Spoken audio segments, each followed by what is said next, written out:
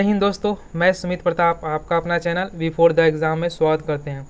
दोस्तों आज हम सामान्य विज्ञान का एक बहुत ही महत्वपूर्ण टॉपिक आपके लिए लेकर आए हैं, जो कि आपकी तैयारी को बहुत ही मजबूत करेगा और आपको सेल्फ कॉन्फिडेंस भी देगा। इस टॉपिक में यह जो टॉपिक है, आपके साइंस का जितने भी क्वेश्चन पूछाते हैं, इससे आपको मैक्सिमम क्वेश्चन हमेशा देखने को मिलते हैं। तो इस टॉपिक को हम आज मास्टर वीडियो के तहत इसमें कवर करने वाले हैं। यह जो बुक है हमारा लूसेंट का सामान्य विज्ञान बुक है, जो कि आपको NCERT ही बेस्ड इसमें क्वेश्चन बनाए हुए रहते हैं। तो इसलिए आपको लिए बहुत ही इंपॉर्टेंट क्वेश्चन आता है।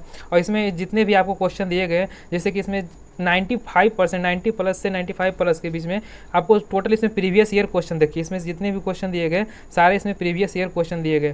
तो आप इसके लिए बहुत ही महत्वपूर्ण हो जाता है यह वीडियो आपके लिए। तो आप वीडियो को लास्ट तक जरूर बने रहिएगा, ताकि आपको एक जितना फिजिक्स का है एक रिवीजन के तौर पर भी इसे ज़रूर कर लीजिएगा। तो चलिए दोस्तों, देखते हैं आज का हमारा पहला क्वेश्चन। आज का हमारा पहला क्वेश्चन यह होने वाला है। दोस्तों यदि आप हमारे चैनल पर पहली बार विजिट कर रहे हैं तो इसे ज़रूर सब्सक्राइब कर लें और बेल आइकन को भी दबा दें, क्योंकि इस तरह का वीडियो हम आपको लिए रेगुलर बनाते रहते हैं, जो कि आपकी एग्ज़ाम के दृष्टिकोण से बहुत ही महत्वपूर्ण हो जाता है। तो इसे ज़रूर सब्सक्राइब कर लें और बेल आइकन को भी दबा दें, कि जो कि इस तरह का जब भी हम वीडियो बनाएं तो उसका नोटिफिकेशन आपको रेगुलर मिलता रहे और अपनी तैयारी को और मजबूत करते रहें। तो चलिए दोस्तों, देखते हैं आज का हमारा पहला क्वेश्चन। मेरा पहला क्वेश्चन यह होने वाला है कि कार्य का मात्रक क्या होता है। तो जो कार्य का मात्रक वह क्या होता है, तो कार्य का आपको मात्रक जूल हो गया। लेकिन यदि पूछ दिया कि न्यूटन किसका मात्रक होता है, तो न्यूटन आपको बल का होता है। और वाट किसका होता है, तो वाट शक्ति का होता है। लेकिन डाइन किसका होता है, तो डाइन ही है। डाइन क्या होता है, तो डाइन कार्य का जो CGS मात्रक होता है ना, उसी का डाइन होता है। चलिए नेक्स्ट क्वेश्चन देखते हैं। प्रकाश वर्ष इकाई है, तो प्रकाश वर्ष इकाई है, यह जो किसकी इकाई हो जाएगी, तो यह जो हो जाएगी आपको यह दूरी की इकाई हो जाएगी। किसकी, तो यह दूरी का ऑप्शन नंबर हो जाएगा। चलिए नेक्स्ट क्वेश्चन देखते हैं। मेरा अगला क्वेश्चन होने वाला है कि एम्पियर मात्रक है, तो एम्पियर यह किसका मात्रक हो जाएगा, तो आपको विद्युत धारा का ऐसा मात्रक क्या हो जाएगा, तो एम्पियर हो जाएगा। और चुंबकीय क्षेत्र, एक क्वेश्चन और हो जाता है कि चुंबकीय क्षेत्र का जो ऐसा मात्रक क्या होता है, तो चुंबकीय क्षेत्र का ऐसा मात्रक टेस्ला होता है। चलिए नेक्स्ट क्वेश्चन देखते हैं। मेरा 4 नंबर क्वेश्चन है, निम्नलिखित में से समय का मात्रक नहीं है। आपको इसमें बताना है कि जो समय का मात्रक नहीं है तो कौन सा हो जाएगा, तो आपको प्रकाश वर्ष है, यह आपके समय का मात्रक नहीं है। तो यह क्या किस चीज़ का मात्रक होता है, तो प्रकाश वर्ष आपको यह दूरी का मात्रक होता है। तो प्रकाश वर्ष पूछा जाता है कि एक प्रकाश वर्ष बराबर कितना होता है, तो एक प्रकाश वर्ष बराबर कितना होता है, यह भी लिख लीजिएगा 9.46 गुने 10 पर पावर कितना होता है, तो 10 पर पावर 15 मीटर आपको होता है। और एक पारसेक भी दिया जाता है। चलिए इस नेक्स्ट क्वेश्चन में दिया गया, इसे हम पढ़ लेते हैं। पारसेक इकाई है, तो पारसेक भी किसकी इकाई है, तो यह भी आपको दूरी की ही इकाई हो जाएगी। क्या, तो यह आपको दूरी हो जाएगा। और एक पारसेक बराबर कितना प्रकाश वर्ष होता है, यह भी आपको एग्जाम में पूछा जाता है। तो इसे भी लिख लीजिएगा 3.26 ईयर होता है। क्या, तो 3.26 प्रकाश वर्ष यानी कि लाइट ईयर होता है। चलिए नेक्स्ट क्वेश्चन देखते हैं। मेरा अगला क्वेश्चन है कि निम्नलिखित में से कौन सा सुमिलित नहीं है, तो यह है जो आपको कौन सा सुमेलित नहीं हो जाएगा, तो यह ऑप्शन नंबर डी, यानी कि यह सुमेलित नहीं है। चलिए सबसे पहले हम सुमेलित को देख लेते हैं। ध्वनि की प्रबलता की इकाई है, वह किसकी इकाई है, तो आपको डेसिबल। ध्वनि की जो प्रबलता की इकाई है कौन सी है, तो वह डेसिबल हो जाएगी। और शक्ति किसकी इकाई है, तो यह अश्व शक्ति की इकाई हो जाएगी। और दूरी की इकाई क्या हो जाएगा, तो यह समुद्री मील आपको दूरी की इकाई हो जाएगा। लेकिन सेल्सियस ऊष्मा का मात्रक नहीं, यह किसका है, तो यह ताप का मात्रक हो जाएगा। चलिए नेक्स्ट क्वेश्चन देखते हैं। ल्यूमेन किसका मात्रक है, तो ल्यूमेन किसका हो जाएगा, तो आपको ज्योति फ्लक्स का हो जाएगा। क्या, तो यह ज्योति फ्लक्स का ल्यूमेन हो जाएगा। चलिए नेक्स्ट क्वेश्चन देखते हैं। मेरा अगला क्वेश्चन है कि पास्कल इकाई है, तो पास्कल किसकी इकाई है, तो यह किसकी हो जाएगा, तो यह आपको दाब की इकाई क्या है, तो यह आपको पास्कल हो जाएगी।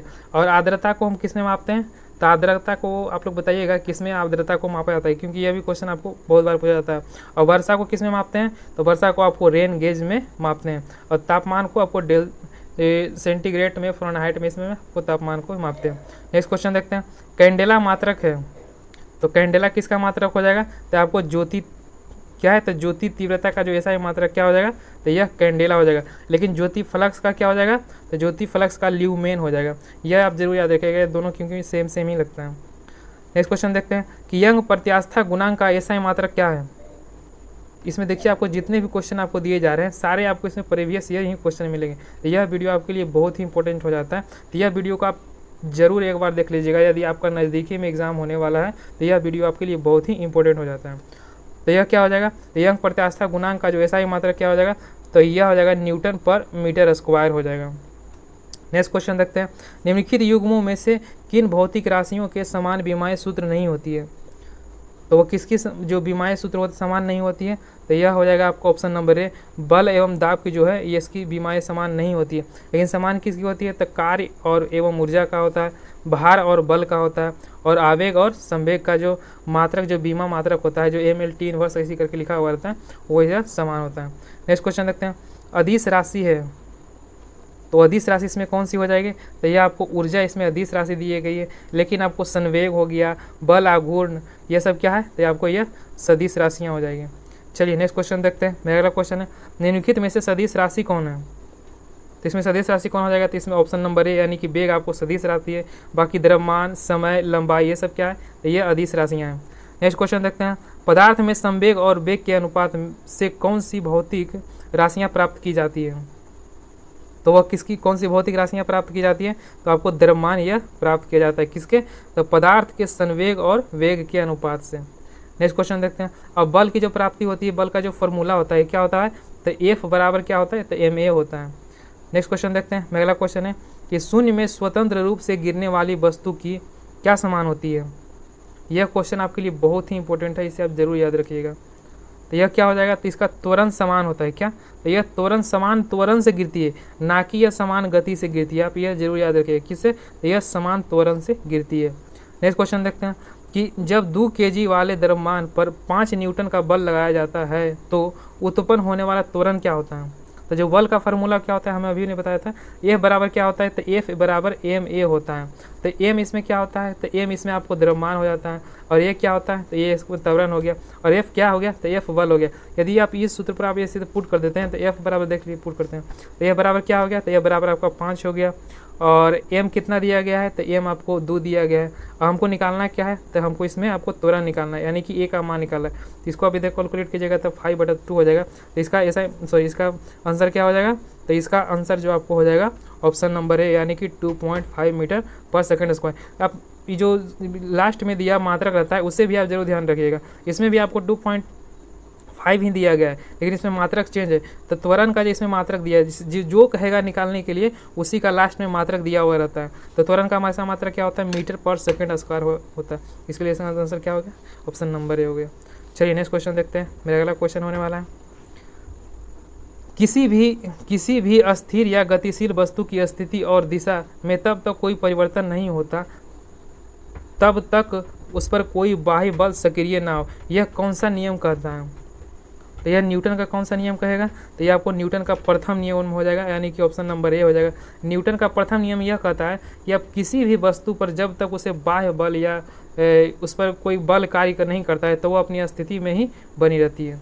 चलिए नेक्स्ट क्वेश्चन देखते हैं। मेरा अगला क्वेश्चन है, और पहला ही जो न्यूटन का जो प्रथम नियम है, इसी से आपको बल का भी जो परिभाषा निकल कर आती है, यह भी क्वेश्चन आपको पूछा जाता है, तो यह भी आप जरूर याद रखिएगा। नेक्स्ट क्वेश्चन देखते हैं, रॉकेट के सिद्धांत पर कार्य करता है, रॉकेट है जो डॉट किस सिद्धांत पर कार्य करता है? तो रॉकेट आपको किस सिद्धांत पर कार्य करता है? तो आपको ऑप्शन नंबर डी हो जाएगा, यानी कि संवेग संरक्षण के सिद्धांत पर आपको रॉकेट कार्य करता है। और बर्नौली पर। चलिए नेक्स्ट क्वेश्चन देखते हैं। अगला क्वेश्चन है कि अश्व यदि एकाएक चलना प्रारंभ कर दे तो अश्वरोही के गिरने की आशंका का कारण होता है। तो वह किसके कारण आपको गिर जाता है? तो वह आपको जड़त्व के कारण गिर जाता है। क्या? तो आपको जड़त्व आघूर्णन के जड़त्व विश्राम आघूर्णन नहीं, जड़त्व क्या हो जाएगा? तो विश्राम जड़त्व के कारण वह गिर जाता है। और जड़त्व भी आपको न्यूटन का जो प्रथम नियम है वह भी आपको जड़त्व का ही बोधित करता है। चलिए नेक्स्ट क्वेश्चन देखते हैं कि चलती हुई बस जब अचानक ब्रेक लगाती है तो उसमें बैठे हुए यात्री आगे की दिशा में गिरते हैं।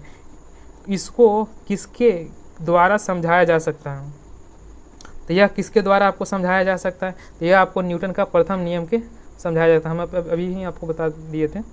नेक्स्ट क्वेश्चन देखते हैं कि बल का जो गुणनफल होता है, यानी कि आपको बल का इसमें सूत्र दिया गया, पूछा जा रहा है। तो यह बराबर क्या होता है? तो यह बराबर हमें अभी नहीं बताया था। यह बराबर क्या होता है? ma होता है। तो m क्या? द्रव्यमान हो जाएगा, और ये क्या होता है? तो ये त्वरण, यानी ऑप्शन नंबर इसका बी हो जाएगा। देखिए यह भी क्वेश्चन आपको BPSC में पूछा गया। इसमें आपको मैक्सिमम क्वेश्चन आपको प्रीवियस ईयर के क्वेश्चन दिए गए, इसलिए यह वीडियो आपके लिए बहुत ही इंपॉर्टेंट हो जाता है। आप वीडियो को जरूर लास्ट तक बने रहेगा। दोस्तों यदि आपने हमारे चैनल को अभी तक सब्सक्राइब नहीं किया, इसे जरूर सब्सक्राइब कर दीजिएगा, क्योंकि यदि हम इसका नेक्स्ट सेट बनाते हैं, यानी कि यदि लिए हम केमिस्ट्री, और यदि आप लोग का सपोर्ट यदि अच्छा रहा तो हम इसका नेक्स्ट जो होगा केमिस्ट्री और बायोलॉजी का, उसका भी हम जल्द ही आपको मास्टर वीडियो इसका प्रोवाइड कर देंगे। उसमें भी आपको बहुत ही महत्वपूर्ण क्वेश्चन इसमें दिए गए हैं। तो चलिए नेक्स्ट क्वेश्चन देखते हैं। मेरा अगला क्वेश्चन है कि शरीर का वजन आपको बताना है कि कहाँ पर कितना होता है। तो इसका ऑप्शन नंबर क्या हो जाएगा, तो इसका ऑप्शन नंबर बी हो जाएगा, यानी कि ध्रुवों पर क्या होता है, तो ध्रुवों पर आपको अधिकतम होता है। लेकिन यदि कह देगा विषुवत रेखा पर क्या होता है, तो विषुवत रेखा पर अधिकतम ना होकर यह क्या होता है, यह आपको न्यूनतम होता है। क्या, तो यह न्यूनतम होता है। यह भी आप याद रखिए, यह क्वेश्चन आपको दोनों पूछा जाता है। नेक्स्ट क्वेश्चन देखते हैं कि किसी मनुष्य का भार पृथ्वी पर यदि 600 न्यूटन है, तब चंद्रमा पर उसका भार कितना हो जाएगा। तो चंद्रमा पर कितना होता है, पृथ्वी का 1/6 गुना वहाँ पर भार होता है। तो वहाँ 600 है, तो यहाँ कितना हो जाएगा, तो यहाँ पर 100 न्यूटन हो जाएगा, यानी ऑप्शन नंबर इसका डी हो जाएगा। नेक्स्ट क्वेश्चन देखते हैं, पृथ्वी की सतह पर किसी का भार 29.4 न्यूटन है, उसका द्रव्यमान कितना होगा। तो द्रव्यमान उसका कितना हो जाएगा, तो द्रव्यमान आपको उसका कितना हो जाएगा, तो ऑप्शन नंबर सी यानी कि कितना हो जाएगा, तो वह 4 kg हो जाएगा। चलिए नेक्स्ट क्वेश्चन देखते हैं। मेरा अगला क्वेश्चन है, एक अंतरिक्ष यात्री क्या है, पृथ्वी तल की तुलना में चंद्रमा तल पर अधिक ऊंचाई छलांग लगा सकते हैं, क्यों। तो वहाँ पर यह अधिक ऊंचाई छलांग क्यों लगा सकते हैं, तो यह जो आपको लगा सकते हैं ऑप्शन नंबर सी हो जाएगा, यानी कि चंद्रमा पर कोई वातावरण नहीं होने के कारण ये वहाँ अधिक छलांग लगा सकते हैं। 24 का ऑप्शन नंबर सी नहीं होगा, इसका ऑप्शन नंबर आपको बी हो जाएगा। क्या, तो आपको 3 kg इसमें दिया गया है। चलिए नेक्स्ट क्वेश्चन देखते हैं। मेरा अगला क्वेश्चन है कि 1 kg ग्राम राशि का वजन है, तो 1 kg जो ग्राम राशि का वजन होता है वो कितना होता है, तो आपको 9.8 न्यूटन होता है। चलिए नेक्स्ट क्वेश्चन देखते हैं, जड़त्व घूर्णन एवं कोणीय त्वरण का गुणनफल होता है, तो किसका गुणनफल होता है, तो आपको टॉर्क का। क्या, तो यह टॉर्क का होता है। चलिए नेक्स्ट क्वेश्चन देखते हैं। मेरा अगला क्वेश्चन होने वाला है 28 नंबर क्वेश्चन, कि जल के आयतन में क्या परिवर्तन होगा यदि तापमान 9 डिग्री से गिरकर 3 डिग्री सेंटीग्रेड कर दिया जाए। तो क्या इसमें परिवर्तन होता है, आपको देखा जाएगा, तो ये ऑप्शन नंबर सी हो जाएगा, यानी आयतन पहले घटेगा और बाद में क्या होगा, बढ़ेगा। क्योंकि जो द्रव्यमान का जो आयतन होता है वो मैक्सिमम कितना पर होता है, आयतन आपको 4 डिग्री सेंटीग्रेड पर आयतन मैक्सिमम होता है, लेकिन घनत्व कहेगा तो क्या होगा, तो घनत्व आपको न्यूनतम होता है। चलिए नेक्स्ट क्वेश्चन देखते हैं, एक बीकर में पानी पर बर्फ तैर रही है, एक बीकर है उसमें पानी में जो बर्फ तैर रही है, जब बर्फ पूर्णतः पिघल जाए तो बीकर में पानी का तल क्या होगा। यदि आपको एक गिलास दिया गया उसमें बर्फ़ डाल दिया गया, तो वह पूछा जा रहा है कि जब बर्फ़ पिघलेगा तो जो गिलास का जो पानी का स्तर है वह क्या रहेगा, तो वह क्या रहेगा, उतना ही रहेगा, ना ही घटेगा और ना ही वह बढ़ेगा। क्योंकि जब जो बर्फ़ होता है वह भी अपना एरिया जब अंदर में रहता है तो वह अपना एरिया कवर कर रहता है, किया हुआ रहता है।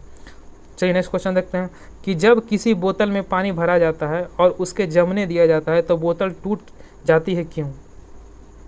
तो यह बोतल क्यों टूट जाती है, तो यह आपको टूट जाती है, यह पानी के जमने पर फैलता है। पानी के जमने पर क्या होता है, तो वह फैलता है, जिससे क्या होता है, बोतल यह टूट जाती है। नेक्स्ट क्वेश्चन देखते हैं, सड़क पर चलने की अपेक्षा बर्फ पर चलना कठिन क्यों है। तो यह क्यों हो जाता है, तो वह इसलिए हो जाता है कि वहाँ की बर्फ़, ऑप्शन नंबर डी, यानी कि बर्फ़ में सड़क की अपेक्षा घर्षण कम होती है। जहाँ पर आपको घर्षण कम होगा वहाँ पर चलने में आपको दिक्कत की सामना करना पड़ता है, क्योंकि यदि घर्षण नहीं होगा तो आप चल ही नहीं सकते हैं। नेक्स्ट क्वेश्चन देखते हैं, एक नदी में चलता हुआ जहाज समुद्र में आता है, तब जहाज का जो स्तर होता है वह क्या होता है, यह आपको बताना है। तो यह क्या हो जाएगा, तो यह ऑप्शन नंबर बी, यानी कि थोड़ा ऊपर उठ जाएगा। क्या, यदि कोई भी यदि नाव है या फिर बड़ी जहाज होती है उस समुद्र में जब जाती है तो उसका स्तर क्या होता है, नदी की तुलना में थोड़ा ऊपर हो जाती है। नेक्स्ट क्वेश्चन देखते हैं, कि लोहे की कील पारे में तैरती क्यों जबकि वह पानी में डूब जाती है। तो वह क्यों तैरती हुई नजर आती है, तो यह ऑप्शन नंबर सी हो जाएगा, यानी कि लोहे का घनत्व पानी के घनत्व से अधिक और पारे के घनत्व से क्या होता है, तो यह कम होता है, इसीलिए क्या होता है, लोहे की कील इसमें तैरती रहती है। नेक्स्ट क्वेश्चन देखते हैं, कि पानी का घनत्व अधिकतम होता है, जो पानी का घनत्व है वो अधिकतम कितना होगा, तो वो आपको ऑप्शन नंबर क्या हो जाएगा, ऑप्शन नंबर इसका डी हो जाएगा, यानी कि -4 डिग्री सेंटीग्रेड पर। क्या, तो ऑप्शन नंबर डी, यानी कि -4 डिग्री सेंटीग्रेड पर यह अधिकतम होगा। लेकिन आपको यदि पूछ दिया कि इसका आयतन क्या होगा, तो आयतन इसका क्या होगा, न्यूनतम हो जाएगा। क्या, तो आयतन आपको किसको दर्शाता है, या आयतन आपको एरिया को यह दर्शाता है। तो जितना घनत्व अधिक होगा उसका आयतन उतना ही क्या, तो कम हो जाएगा। चलिए नेक्स्ट क्वेश्चन देखते हैं, वस्तु की मात्रा बदलने पर अपवर्तित रहेगा। तो वस्तु की यदि मात्रा हम बदलते हैं तो उसमें क्या अपवर्तित रहेगा, तो क्या चीज़ अपवर्तित रहेगा, तो उसका घनत्व अपरिवर्तित रहेगा। लेकिन कभी कभी देखते हो कि द्रव्यमान हमेशा अपरिवर्तित रहता है, यह भी देखते हो। लेकिन इसमें आपको कहा जा रहा है कि यदि आपको 2 बर्तन दिया गया है, इसमें आपको भी जल भर दिया गया है, इसमें भी आपको जल भर दिया गया है, तो यदि आपको इसका आधा हिस्सा किसी दूसरे गिलास में या फिर कुछ में भी रखते हैं तो उसका घनत्व पर आपको उसका कोई प्रभाव देखने को नहीं मिलता है। यही क्वेश्चन आपको इसमें कर रहा है। नेक्स्ट क्वेश्चन देखते हैं, समुद्र में प्लवन करते आइसबर्ग का कितना भाग समुद्र की सतह से ऊपर रहता है, तो वह कितना भाग हो जाएगा, तो आपको 1/9 यानी कि ऑप्शन नंबर इसका ए हो जाएगा। चलिए नेक्स्ट क्वेश्चन देखते हैं। मेरा अगला क्वेश्चन होने वाला है कि बर्फ के टुकड़े को आपस में दबाने पर टुकड़े आपस में चिपक क्यों जाते हैं, तो वो आपस में क्यों चिपक जाते हैं, तो यह ऑप्शन नंबर ए हो जाएगा। यानी कि दाब अधिक होने से बर्फ का गलनांक क्या होता है, तो घट जाता है, इसलिए बर्फ क्या होते हैं, तो चिपक जाते हैं। नेक्स्ट क्वेश्चन देखते हैं कि हवाई जहाज से यात्रा करते समय पेन से स्याही निकलती है क्यों, तो पेन से आपको क्यों स्याही निकलते हैं देखनी जाती है, क्योंकि वहाँ वायु दाब में कमी के कारण ऐसा होता है। नेक्स्ट क्वेश्चन देखते हैं। मेरा अगला क्वेश्चन होने वाला है क्वेश्चन नंबर 39, ऊंचाई की जगहों पर पानी 100 डिग्री के नीचे के तापमान पर क्यों उबल जाती है, तो यह क्यों उबल जाती है, तो यह आपको उबल जाती है ऑप्शन नंबर ए, यानी कि क्योंकि वायुमंडलीय दाब कम होता है अतः उबलने की बिंदु नीचे आ जाती है, इसलिए क्या होता है, पानी वहाँ जल्दी ही उबल जाती है। नेक्स्ट क्वेश्चन देखते हैं, साबुन के बुलबुले के अंदर का दाब क्या होता है, यानी कि साबुन के जो बुलबुले का अंदर होता है वह दाब अधिक होता है या कम होता है, यह आपको बताना है। तो क्या होता है, तो वायुमंडलीय दाब से यह अधिक होता है बुलबुला में। बुलबुला का आप जान लीजिएगा, यह जो है आपको एक क्वेश्चन इसमें पूछा जाता है कि जो बुलबुले होते हैं, जो पानी के जो बुलबुले, वह किस तरह के व्यवहार करते हैं, किस लेंस की तरह व्यवहार करते हैं, तो यह भी आप याद रखिएगा। यह किस तरह लेंस की तरह व्यवहार करते हैं, तो यह आपको अवतल लेंस की तरह व्यवहार करते हैं। लेकिन दिखते कैसे हैं, तो दिखते हैं आपको यह उत्तल लेंस की तरह दिखते हैं, लेकिन व्यवहार किस लेंस की तरह करते हैं, यह अवतल लेंस की तरह करते हैं। यह बहुत ही कन्फ्यूजन में होता है, इसे आप जरूर कहीं पर नोट कर लीजिएगा।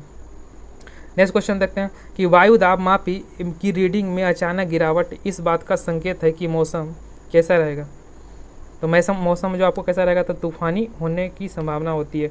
यदि क्या हो जाएगा, तो अचानक गिरावट हो जाती है। यदि अचानक गिरावट हो जाएगी, यानी कि जो हमारे जो पृथ्वी सरफेस पर है क्या होता है, वहाँ दाब कम हो जाता है, इसलिए क्या होता है, जो जिधर दाब अधिक रहता है, जिधर दाब उधर से क्या होता है, यानी कि हवा एक बार एक आने लगती है, तो यहाँ भी यह तूफान का संकेत हो जाता है। चलिए नेक्स्ट क्वेश्चन देखते हैं, और शांत कब रहेगा, यदि मौसम कब शांत रहेगा, तो यह आपको धीरे धीरे जब चढ़ेगा तो क्या होगा, तो मौसम शांत रहेगा। चलिए नेक्स्ट क्वेश्चन देखते हैं। मेरा अगला क्वेश्चन है कि प्रेशर कुकर में खाना जल्दी पकता है क्यों, तो प्रेशर कुकर में खाना आपको जल्दी क्यों पकता है, ऑप्शन नंबर बी हो जाएगा, यानी कि अधिक दाब पर पानी अधिक तापक्रम पर उबलने लगता है, इसलिए प्रेशर कुकर में क्या होता है, खाना अधिक जल्दी से पक जाता है। नेक्स्ट क्वेश्चन देखते हैं, हाइड्रोजन से भरा रबड़ का गुब्बारा वायु के ऊपर जाकर फट जाता है क्यों, यह भी क्वेश्चन आपके लिए बहुत ही इंपॉर्टेंट है। तो यह क्यों फट जाता है, यह ऑप्शन नंबर डी के कारण, यानी कि वायुमंडलीय दाब वहाँ क्या होता है, तो घट जाता है। नेक्स्ट क्वेश्चन देखते हैं, सूर्य में निरंतर ऊर्जा का सृजन किस कारण होता है, तो किस कारण से होता है, तो नाभिकीय संलयन के कारण से होता है। नेक्स्ट क्वेश्चन देखते हैं। मेरा अगला क्वेश्चन है कि चाबी भरी घड़ी में कौन सी ऊर्जा होती है, तो चाबी भरी घड़ी में कर रहा है तो वह उसमें कौन सी ऊर्जा हो जाएगी, तो उसमें आपको स्थितिज ऊर्जा देखने को मिलती है। लेकिन यदि आपको चलती घड़ी में कर देगा तो आपको हो जाएगा वह गतिज ऊर्जा हो जाएगी उसमें। नेक्स्ट क्वेश्चन देखते हैं, जब हम रबड़ के गद्दे वाले सीट पर बैठते हैं या गद्दे पर लेटते हैं तो उसका आकार परिवर्तित हो जाता है, ऐसे पदार्थ में पाए जाते हैं, तो ऐसे पदार्थ में आपको क्या पाए जाते हैं, तो ऑप्शन नंबर बी हो जाएगा, यानी कि स्थितिज ऊर्जा की तरह यह व्यवहार करता है। चलिए नेक्स्ट क्वेश्चन देखते हैं, निम्नलिखित में से किसमें गतिज ऊर्जा नहीं होती है, तो आपको किसमें बताना है कि इसमें गतिज ऊर्जा नहीं होगी, तो ऑप्शन नंबर डी, यानी कि खींचा हुआ धनुष में आपको गतिज ऊर्जा नहीं होगी। लेकिन बहती हुई पानी में आपको गतिज ऊर्जा देखने को मिलती है, चलती हथौड़ी में गतिज ऊर्जा होती है, और चलती हुई गोली, हथौड़ी से भी एक क्वेश्चन पूछा जाता है कि उठाई हुई हथौड़ी में कौन सी ऊर्जा होती है, तो उसमें कौन सी, तो उसमें आपको स्थितिज ऊर्जा हो जाएगी, लेकिन चलती हथौड़ी का देगा तो उसमें गतिज ऊर्जा हो जाएगी। नेक्स्ट क्वेश्चन देखते हैं, जब एक चाल वस्तु की गति दुगनी हो जाती है तो उसकी गतिज ऊर्जा क्या होगी, यानी कि कोई वस्तु यदि गति से चल रही है तो उसकी गति को हम यदि दुगनी कर देते हैं तो उसकी गतिज ऊर्जा क्या होगी, तो उसकी जो गतिज ऊर्जा क्या होगी, तो उसकी 4 गुनी हो जाएगी, क्या, तो वह चौगुनी हो जाएगी। चलिए नेक्स्ट क्वेश्चन देखते हैं। एक क्वेश्चन और पूछा जाता है कि यदि संवेग से चले तो संवेग को दुगना करेंगे तो गतिज ऊर्जा क्या होगी, तो वह भी आपको चौगुनी ही हो जाती है। नेक्स्ट क्वेश्चन देखते हैं, निम्नलिखित में से कौन सा नियम इस कथन को वैध ठहराता है कि द्रव ना तो सृजन किया जा सकता है और ना ही विनाश किया जा सकता है। तो वो कौन सा हो जाएगा? तो वो ऑप्शन नंबर ए हो जाएगा, यानी ऊर्जा का संरक्षण नियम हो जाएगा। क्या? तो यह ऊर्जा का संरक्षण नियम हो जाएगा। चलिए नेक्स्ट क्वेश्चन देखते हैं। मेरा क्वेश्चन है कि तेल दीप की बत्ती में तेल के कारण ऊपर, मतलब कि आपको जो दीप बत्ती में होता है वह तेल जो ऊपर उठती है वह किसके कारण ऊपर उठती है? तो यह किसके कारण ऊपर उठती है? तो ऑप्शन नंबर बी, यानी कि केसी क्रिया के कारण यह ऊपर उठती है। नेक्स्ट क्वेश्चन देखते हैं। श्यानता की इकाई है, श्यानता आपको किसकी इकाई है? तो वह किसकी हो जाएगी? तो यह आपको पास्कल की हो जाएगी। और पास्कल किसका ऐसा मात्रक है? यह आपको दाब का हो जाएगा। नेक्स्ट क्वेश्चन देखते हैं कि उत्प्लावकता से संबंधित वैज्ञानिक है। तो उत्प्लावकता से संबंधित कौन सा वैज्ञानिक हो जाएगा? तो आर्किमिडीज है जो कौन से, तो उत्प्लावकता से यह संबंधित वैज्ञानिक हो जाएगा। और न्यूटन किससे हो जाएगा? तो यह बल से हो जाएगा। नेक्स्ट क्वेश्चन देखते हैं। महान वैज्ञानिक आर्किमिडीज संबंधित हैं। तो आर्किमिडीज जो संबंधित है वह किस देश से संबंधित है? तो वो कौन से देश से हो जाएंगे? तो यह आपको ग्रीस से हो जाएंगे। किससे? यह ग्रीस के हो जाएंगे। नेक्स्ट क्वेश्चन देखते हैं। ध्वनि तरंगों की प्रकृति कैसी होती है? तो ध्वनि तरंग की जो प्राकृतिक होती है वह किस तरह की होती है पूछा जा रहा है। तो वह किस तरह की होती है? तो आपको अनुदैर्घ्य होती है। कौन सा? तो यह आपको अनुदैर्घ्य होती है। नेक्स्ट क्वेश्चन देखते हैं। अपने उड़ान पथ में अवरोधकों को पहचान के लिए चमगादड़ निम्नलिखित में तरंगों में से कौन सी एक तरंग का प्रयोग करता है? तो वह कौन सी एक तरंग का वह प्रयोग करता है? तो वह कौन सी हो जाएगा? तो ऑप्शन नंबर सी, यानी कि पराश्रव तरंगे हो जाएंगे। चलिए नेक्स्ट क्वेश्चन देखते हैं। पराश्रव वे ध्वनियाँ हैं जिनकी आवृत्ति होती है। तो उनकी आवृत्ति आपको कितना से अधिक देखने को मिलती है? तो आपको 20,000 हर्ट्ज से अधिक इसमें देखने को मिलती है। नेक्स्ट क्वेश्चन देखते हैं। मेरा अगला क्वेश्चन है कि ध्वनि तरंगे होती है। तो ध्वनि तरंगे कैसी होती है? तो यह आपको लंबवत हो जाएगा, यानी कि ऑप्शन नंबर ए हो जाएगा। नेक्स्ट क्वेश्चन देखते हैं कि श्रव्य परिसर में ध्वनि तरंगों की आवृत्ति क्या होती है? यानी कि जो हम सुनते हैं उसकी आपको आवृत्ति बताना है। तो वह कौन सी ध्वनि हम लोग सुनते हैं? तो ऑप्शन नंबर ए, यानी कि 20 हर्ट्ज से लेके 20,000 हर्ट्ज की जो श्रव्य ध्वनियाँ होती है उसे हम सुन सकते हैं। नेक्स्ट क्वेश्चन देखते हैं कि ध्वनि वायु में ध्वनि की चाल 332 मीटर प्रति सेकेंड है। यदि दाब बढ़ाकर दुगना कर दिया जाए तो ध्वनि की चाल क्या होगी? तो ध्वनि की चाल क्या होगी? तो वह भी आपको 32 मीटर पर सेकेंड ही रहेगी। यदि क्या इसमें इससे क्वेश्चन बनता है कि आपको ध्वनि पर दाब का कोई प्रभाव नहीं पड़ता है, यह भी आप याद रखिएगा। ध्वनि की चाल अधिकतम होती है। तो ध्वनि की चाल अधिकतम किस में होगी? तो आपको इस्पात में होगी। क्या? तो इस्पात में होगी। निर्वात से आप याद रखिएगा कि निर्वात में आपको प्रकाश की चाल अधिकतम होती है। क्या? तो निर्वात में आपको प्रकाश की चाल अधिकतम होती है, लेकिन वही आपको निर्वात में कह देगा ध्वनि की चाल क्या होती है? तो ध्वनि की चाल आपको इसमें नगण्य, यानी कि 0 के बराबर होती है। ध्वनि में आपको, निर्वात में आपको ध्वनि गमन ही नहीं करती है। नेक्स्ट क्वेश्चन देखते हैं। वायु में ध्वनि का वेग लगभग कितना होता है? तो वायु में जो आपको ध्वनि का वेग होता है वह कितना हो जाएगा? तो आपको 330 मीटर पर सेकेंड हो जाएगा। नेक्स्ट क्वेश्चन देखते हैं कि 100 डेसिबल का शोर स्तर निम्न में से किस के संगत होता है? तो वह किसके संगत हो जाएगा? तो ऑप्शन नंबर डी, यानी कि किसी मशीन की दुकान से आने वाली जो शोरगुल होती है वो 100 डेसिबल के स्तर तक होती है। नेक्स्ट क्वेश्चन देखते हैं। यदि सितारा और बांसुरी एक ही स्वर में बजाया जाए तो उससे उत्पन्न ध्वनि का भेद निम्नलिखित में से अंतर का कारण बनेगा। यानी कि जो यदि आप बांसुरी को, यदि सितारा को यदि बताते हैं तो उसमें आपको क्या अंतर आपको देखने को मिलेगा? तो उसमें क्या देखने को मिलेगा? तो ऑप्शन नंबर डी, यानी कि केवल उसकी जो ध्वनि गुणता होगी वही डिफरेंस होगी, लेकिन बाकी सब क्या होगी? तो बाकी सब समान होगी। नेक्स्ट क्वेश्चन देखते हैं। मेरा अगला क्वेश्चन है 74 नंबर से 75 नंबर। एक जेट 2 मैक की वेग से हवा में उड़ रहा है। जब ध्वनि की वेग 332 मीटर पर सेकेंड है तो वायु का चाल कितनी होगी? तो वायु की चाल कितनी होगी? ये ऑप्शन नंबर डी, यानी कि 664 मीटर पर सेकेंड होगा। यानी कि जो 2 मैक बोला जाता है, 3 मैक बोला जाता है, यानी कि उसमें कह रहा है कि यदि 3 मैक यहाँ रहता था क्या हो जाता है? तो आपको जो 332 मीटर जो पर सेकेंड होता है वो ध्वनि की चाल होती है। इसकी आपको 2 गुना, यानी कि 2 मैक कहेगा तो 2 गुनी हो गया, 3 मैक कहेगा तो 3 गुनी, 4 मैक कहेगा तो वह 4 गुनी को इंडिकेट करता है। यानी कि ध्वनि की 4 गुनी तेज से वह जेट उड़ रही है। नेक्स्ट क्वेश्चन देखते हैं। मेरा अगला क्वेश्चन है कि डेसिबल इकाई का प्रयोग किया जाता है। तो डेसिबल इकाई का प्रयोग किसमें किया जाता है? तो ये आपको ऑप्शन नंबर सी, यानी कि ध्वनि की तीव्रता मापने के लिए करते हैं। नेक्स्ट क्वेश्चन देखते हैं कि ध्वनि तरंगे किसके कारण प्रति ध्वनि उत्पन्न करती है? तो वह किसके कारण आपको प्रतिध्वनि उत्पन्न करती है? तो वह परावर्तन के कारण करती है। नेक्स्ट क्वेश्चन देखते हैं, सोनार अधिकांश प्रयोग में लाया जाता है, तो वह किस में लाया जाता है? तो ऑप्शन नंबर यह क्या हो जाएगा? तो ऑप्शन नंबर डी हो जाएगा, नौ संचालन में सोनार का प्रयोग किया जाता है। नेक्स्ट क्वेश्चन देखते हैं, मेरा अगला क्वेश्चन है कि किसी ध्वनि स्रोत की आवृत्ति में होने वाले उतार चढ़ाव को क्या कहते हैं? तो वह किसको क्या कहेंगे? तो उसे हम डॉपलर प्रभाव कहते हैं। डॉपलर प्रभाव से एक क्वेश्चन पूछा जाता है कि यदि आप स्टेशन पर खड़े हैं तो जो ट्रेन की सीटी जो बजाता है वह जब आती है तो उसका तीव्रता हमको अधिक सुनाई देता है जैसे जैसे ही पास आती है, तो वह किस कारण यानी किस प्रभाव पर कार्य करती है? तो कौन सा? तो वह डॉपलर प्रभाव पर ही कार्य करती है। नेक्स्ट क्वेश्चन देखते हैं कि पास आती हुई रेलगाड़ी की सीटी की आवृत्ति तीक्ष्णता बढ़ जाती है, तो ऐसे में किस घटना का, देखिए ये क्वेश्चन पर दिया गया है ना, तो ये कौन सा हो जाएगा? तो यह डॉपलर प्रभाव दिया गया था। चलिए नेक्स्ट क्वेश्चन देखते हैं, मेरा अगला क्वेश्चन है कि केल्विन मान में मानव शरीर का तापमान होता है, तो केल्विन में आपको मानव शरीर का यदि तापमान कर दिया तो वह कितना डिग्री हो सेल्सियस में हो जाएगा? केल्विन में पूछा जा रहा है, तो इसमें वो कितना हो जाएगा? तो 310 केल्विन यह हो जाएगा। नेक्स्ट क्वेश्चन देखते हैं कि कितना तापमान होने पर पाठ्यक्रम सेल्सियस और फ़ारेनहाइट तापमान में एक ही होता है? यह क्वेश्चन आपके लिए बहुत ही इंपॉर्टेंट है, यह क्वेश्चन बार बार पूछा जाता है। तो यह कितना हो जाएगा? तो यह जो आपको हो जाएगा ऑप्शन नंबर ए यानी कि -40 डिग्री हो जाएगी। नेक्स्ट क्वेश्चन देखते हैं, न्यूनतम संभवतः ताप कितना होता है? तो यह ऑप्शन नंबर ए यानी कि 273 सेंटीग्रेड होता है। नेक्स्ट क्वेश्चन देखते हैं कि किसी मनुष्य का शरीर का सामान्य तापक्रम होता है, तो किसी मनुष्य का जो शरीर का सामान्य तापक्रम होता है वो कितने फ़ारेनहाइट में होता है? तो कितना हो जाएगा? तो ऑप्शन नंबर यानी कि 98 फ़ारेनहाइट हो जाएगा। एक स्वस्थ मनुष्य के शरीर में का तापमान कितना होता है? तो एक स्वस्थ मनुष्य का जो शरीर होता है उसका तापमान कितना होता है? तो ऑप्शन नंबर इसका हो जाएगा यानी कि 37 डिग्री, यानी कि यदि फ़ारेनहाइट कह देगा यानी कि मनुष्य का जो शरीर का फ़ारेनहाइट में यदि मापते हैं ताप तो कितना हो जाता है? 98 डिग्री हो जाएगा। यदि डिग्री सेंटीग्रेड में कर देगा तो वह 37 डिग्री हो जाएगा। नेक्स्ट क्वेश्चन देखते हैं, ठंडे के दिने में लोहे के गुटके और लकड़ी के गुटके को प्रातः काल में छुए तो लोहे का गुटका ज़्यादा ठंडा क्यों लगता है?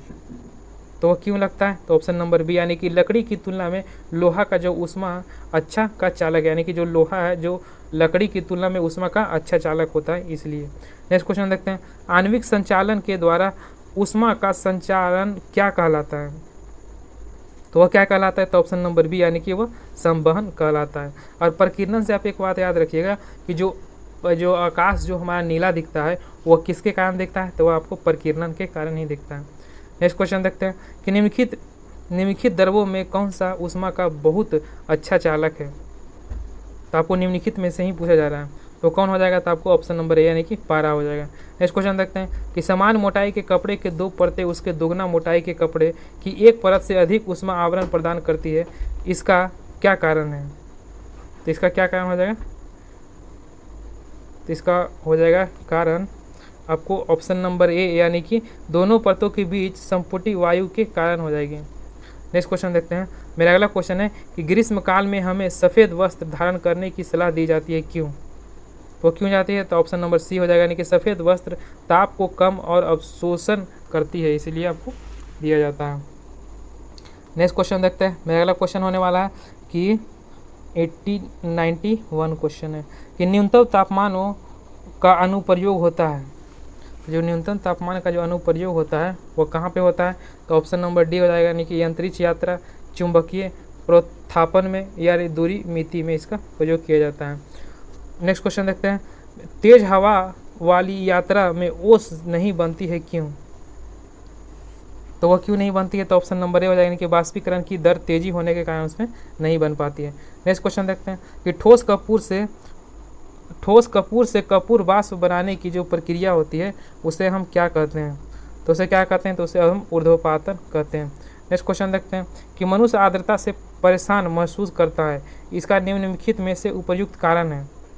तो वह किस कारण के कारण आपको परेशान महसूस करता है? तो ऑप्शन नंबर सी हो जाएगा, यानी पसीना की आर्द्रता के कारण आपको वाष्पित नहीं होना ही आपको उसको परेशानी का कारण बनता है।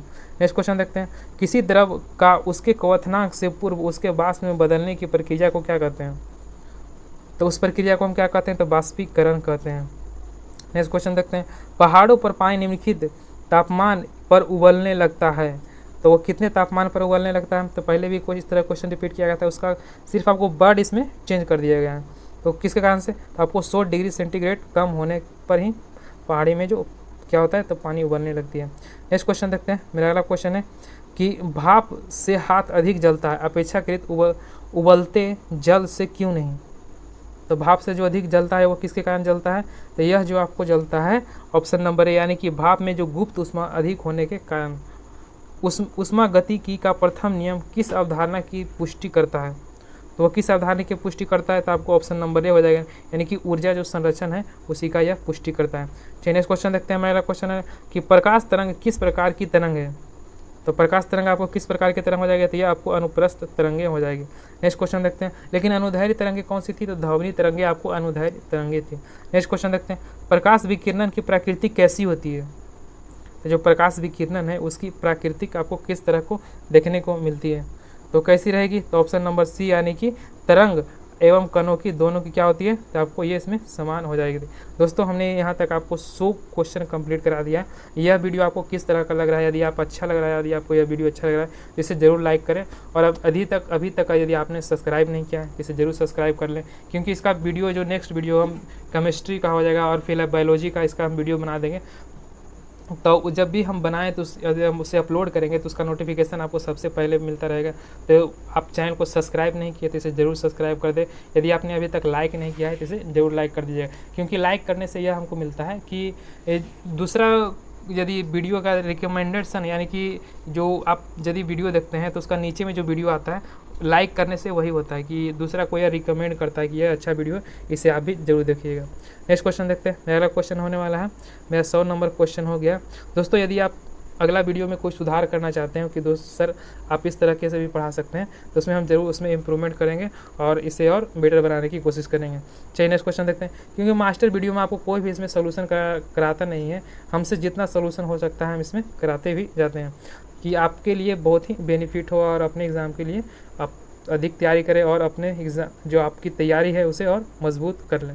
चलिए नेक्स्ट क्वेश्चन देखते हैं। मेरा अगला क्वेश्चन होने वाला है 101 नंबर क्वेश्चन है कि माध्यम के तापमान में वृद्धि के साथ प्रकृति की प्रकाश की गति क्या होती है।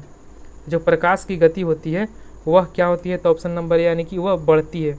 दोस्तों यदि आप इसका PDF भी डाउनलोड करना चाहते हैं तो हम आपको वीडियो में बता देंगे लास्ट में कि इसका PDF जो यदि आप लेना चाहते हैं तो कहाँ से इसका PDF डाउनलोड कर सकते हैं, क्योंकि इसका रिवीजन आप रेगुलर करते रहिएगा जिससे कि आप इसे भूलें ना, क्योंकि इसमें बहुत सारे क्वेश्चन, बहुत ही महत्वपूर्ण क्वेश्चन इसमें दिए गए। यदि आप इस वीडियो को रेगुलर देख लेते हैं तो रेगुलर देखिए या फिर नहीं, लेकिन इसको यदि पूरा आप देख लेते हैं तो निश्चित रूप से आपको गारंटी दे सकते हैं कि आप दूसरों से आप एग्ज़ाम में बेटर करके ही आइएगा। क्योंकि साइंस का जितने भी यदि आपको पूछा जाएगा कि साइंस के 25 क्वेश्चन रहेंगे तो आपको समझ लीजिए कि फिजिक्स से ही आपको 15 क्वेश्चन आपको देखने को मिलेंगे। और ये सारे क्वेश्चन हैं जो आपको एक बार में आपको पूरा फिजिक्स का इसमें रिवीजन हो जाएगा यदि आप पूरा वीडियो को एक बार देख लेते हैं तो। चलिए देखते हैं। मेरा अगला क्वेश्चन है कि माध्यम में तापमान में वृद्धि के साथ प्रकाश की गति क्या होती है। तो प्रकाश की गति क्या हो जाएगा, तो वह बढ़ जाएगी। यानी कि क्या पूछा रहा है कि यदि आप प्रकाश की जो गति है उसमें तापमान का कोई प्रभाव पड़ता है, इस तरह का भी क्वेश्चन आपको पूछा जाता है। तो तापमान का उसमें प्रभाव पड़ता है, क्या होता है, तो वह उसकी जो गति है वह बढ़ जाती है। लेकिन वहीं आपको इससे पहले क्वेश्चन दिया गया था कि ध्वनि में दाब का प्रभाव पड़ता है, तो उसमें दाब का प्रभाव नहीं पड़ता है, वो जस के तस ही रहता है। नेक्स्ट क्वेश्चन देखते हैं। प्रकाश की गति कितनी होती है। तो प्रकाश की गति कितनी होती है, तो 3 × 10⁸ मीटर पर सेकेंड होती है। नेक्स्ट क्वेश्चन देखते हैं। सूर्य ग्रहण होता है जब। तो सूर्य ग्रहण आपको कब देखने को मिलता है, तो ये आपको चंद्रमा और सूर्य के पृथ्वी के बीच आ जाता है तो आपको सूर्य ग्रहण देखने को मिलता है। नेक्स्ट क्वेश्चन देखते हैं। और चंद्र ग्रहण कब घटित होता है। तो चंद्र ग्रहण आपको कब घटित होता है, तो ऑप्शन नंबर बी, यानी कि पूर्णिमा के दिन यह होता है। नेक्स्ट क्वेश्चन देखते हैं।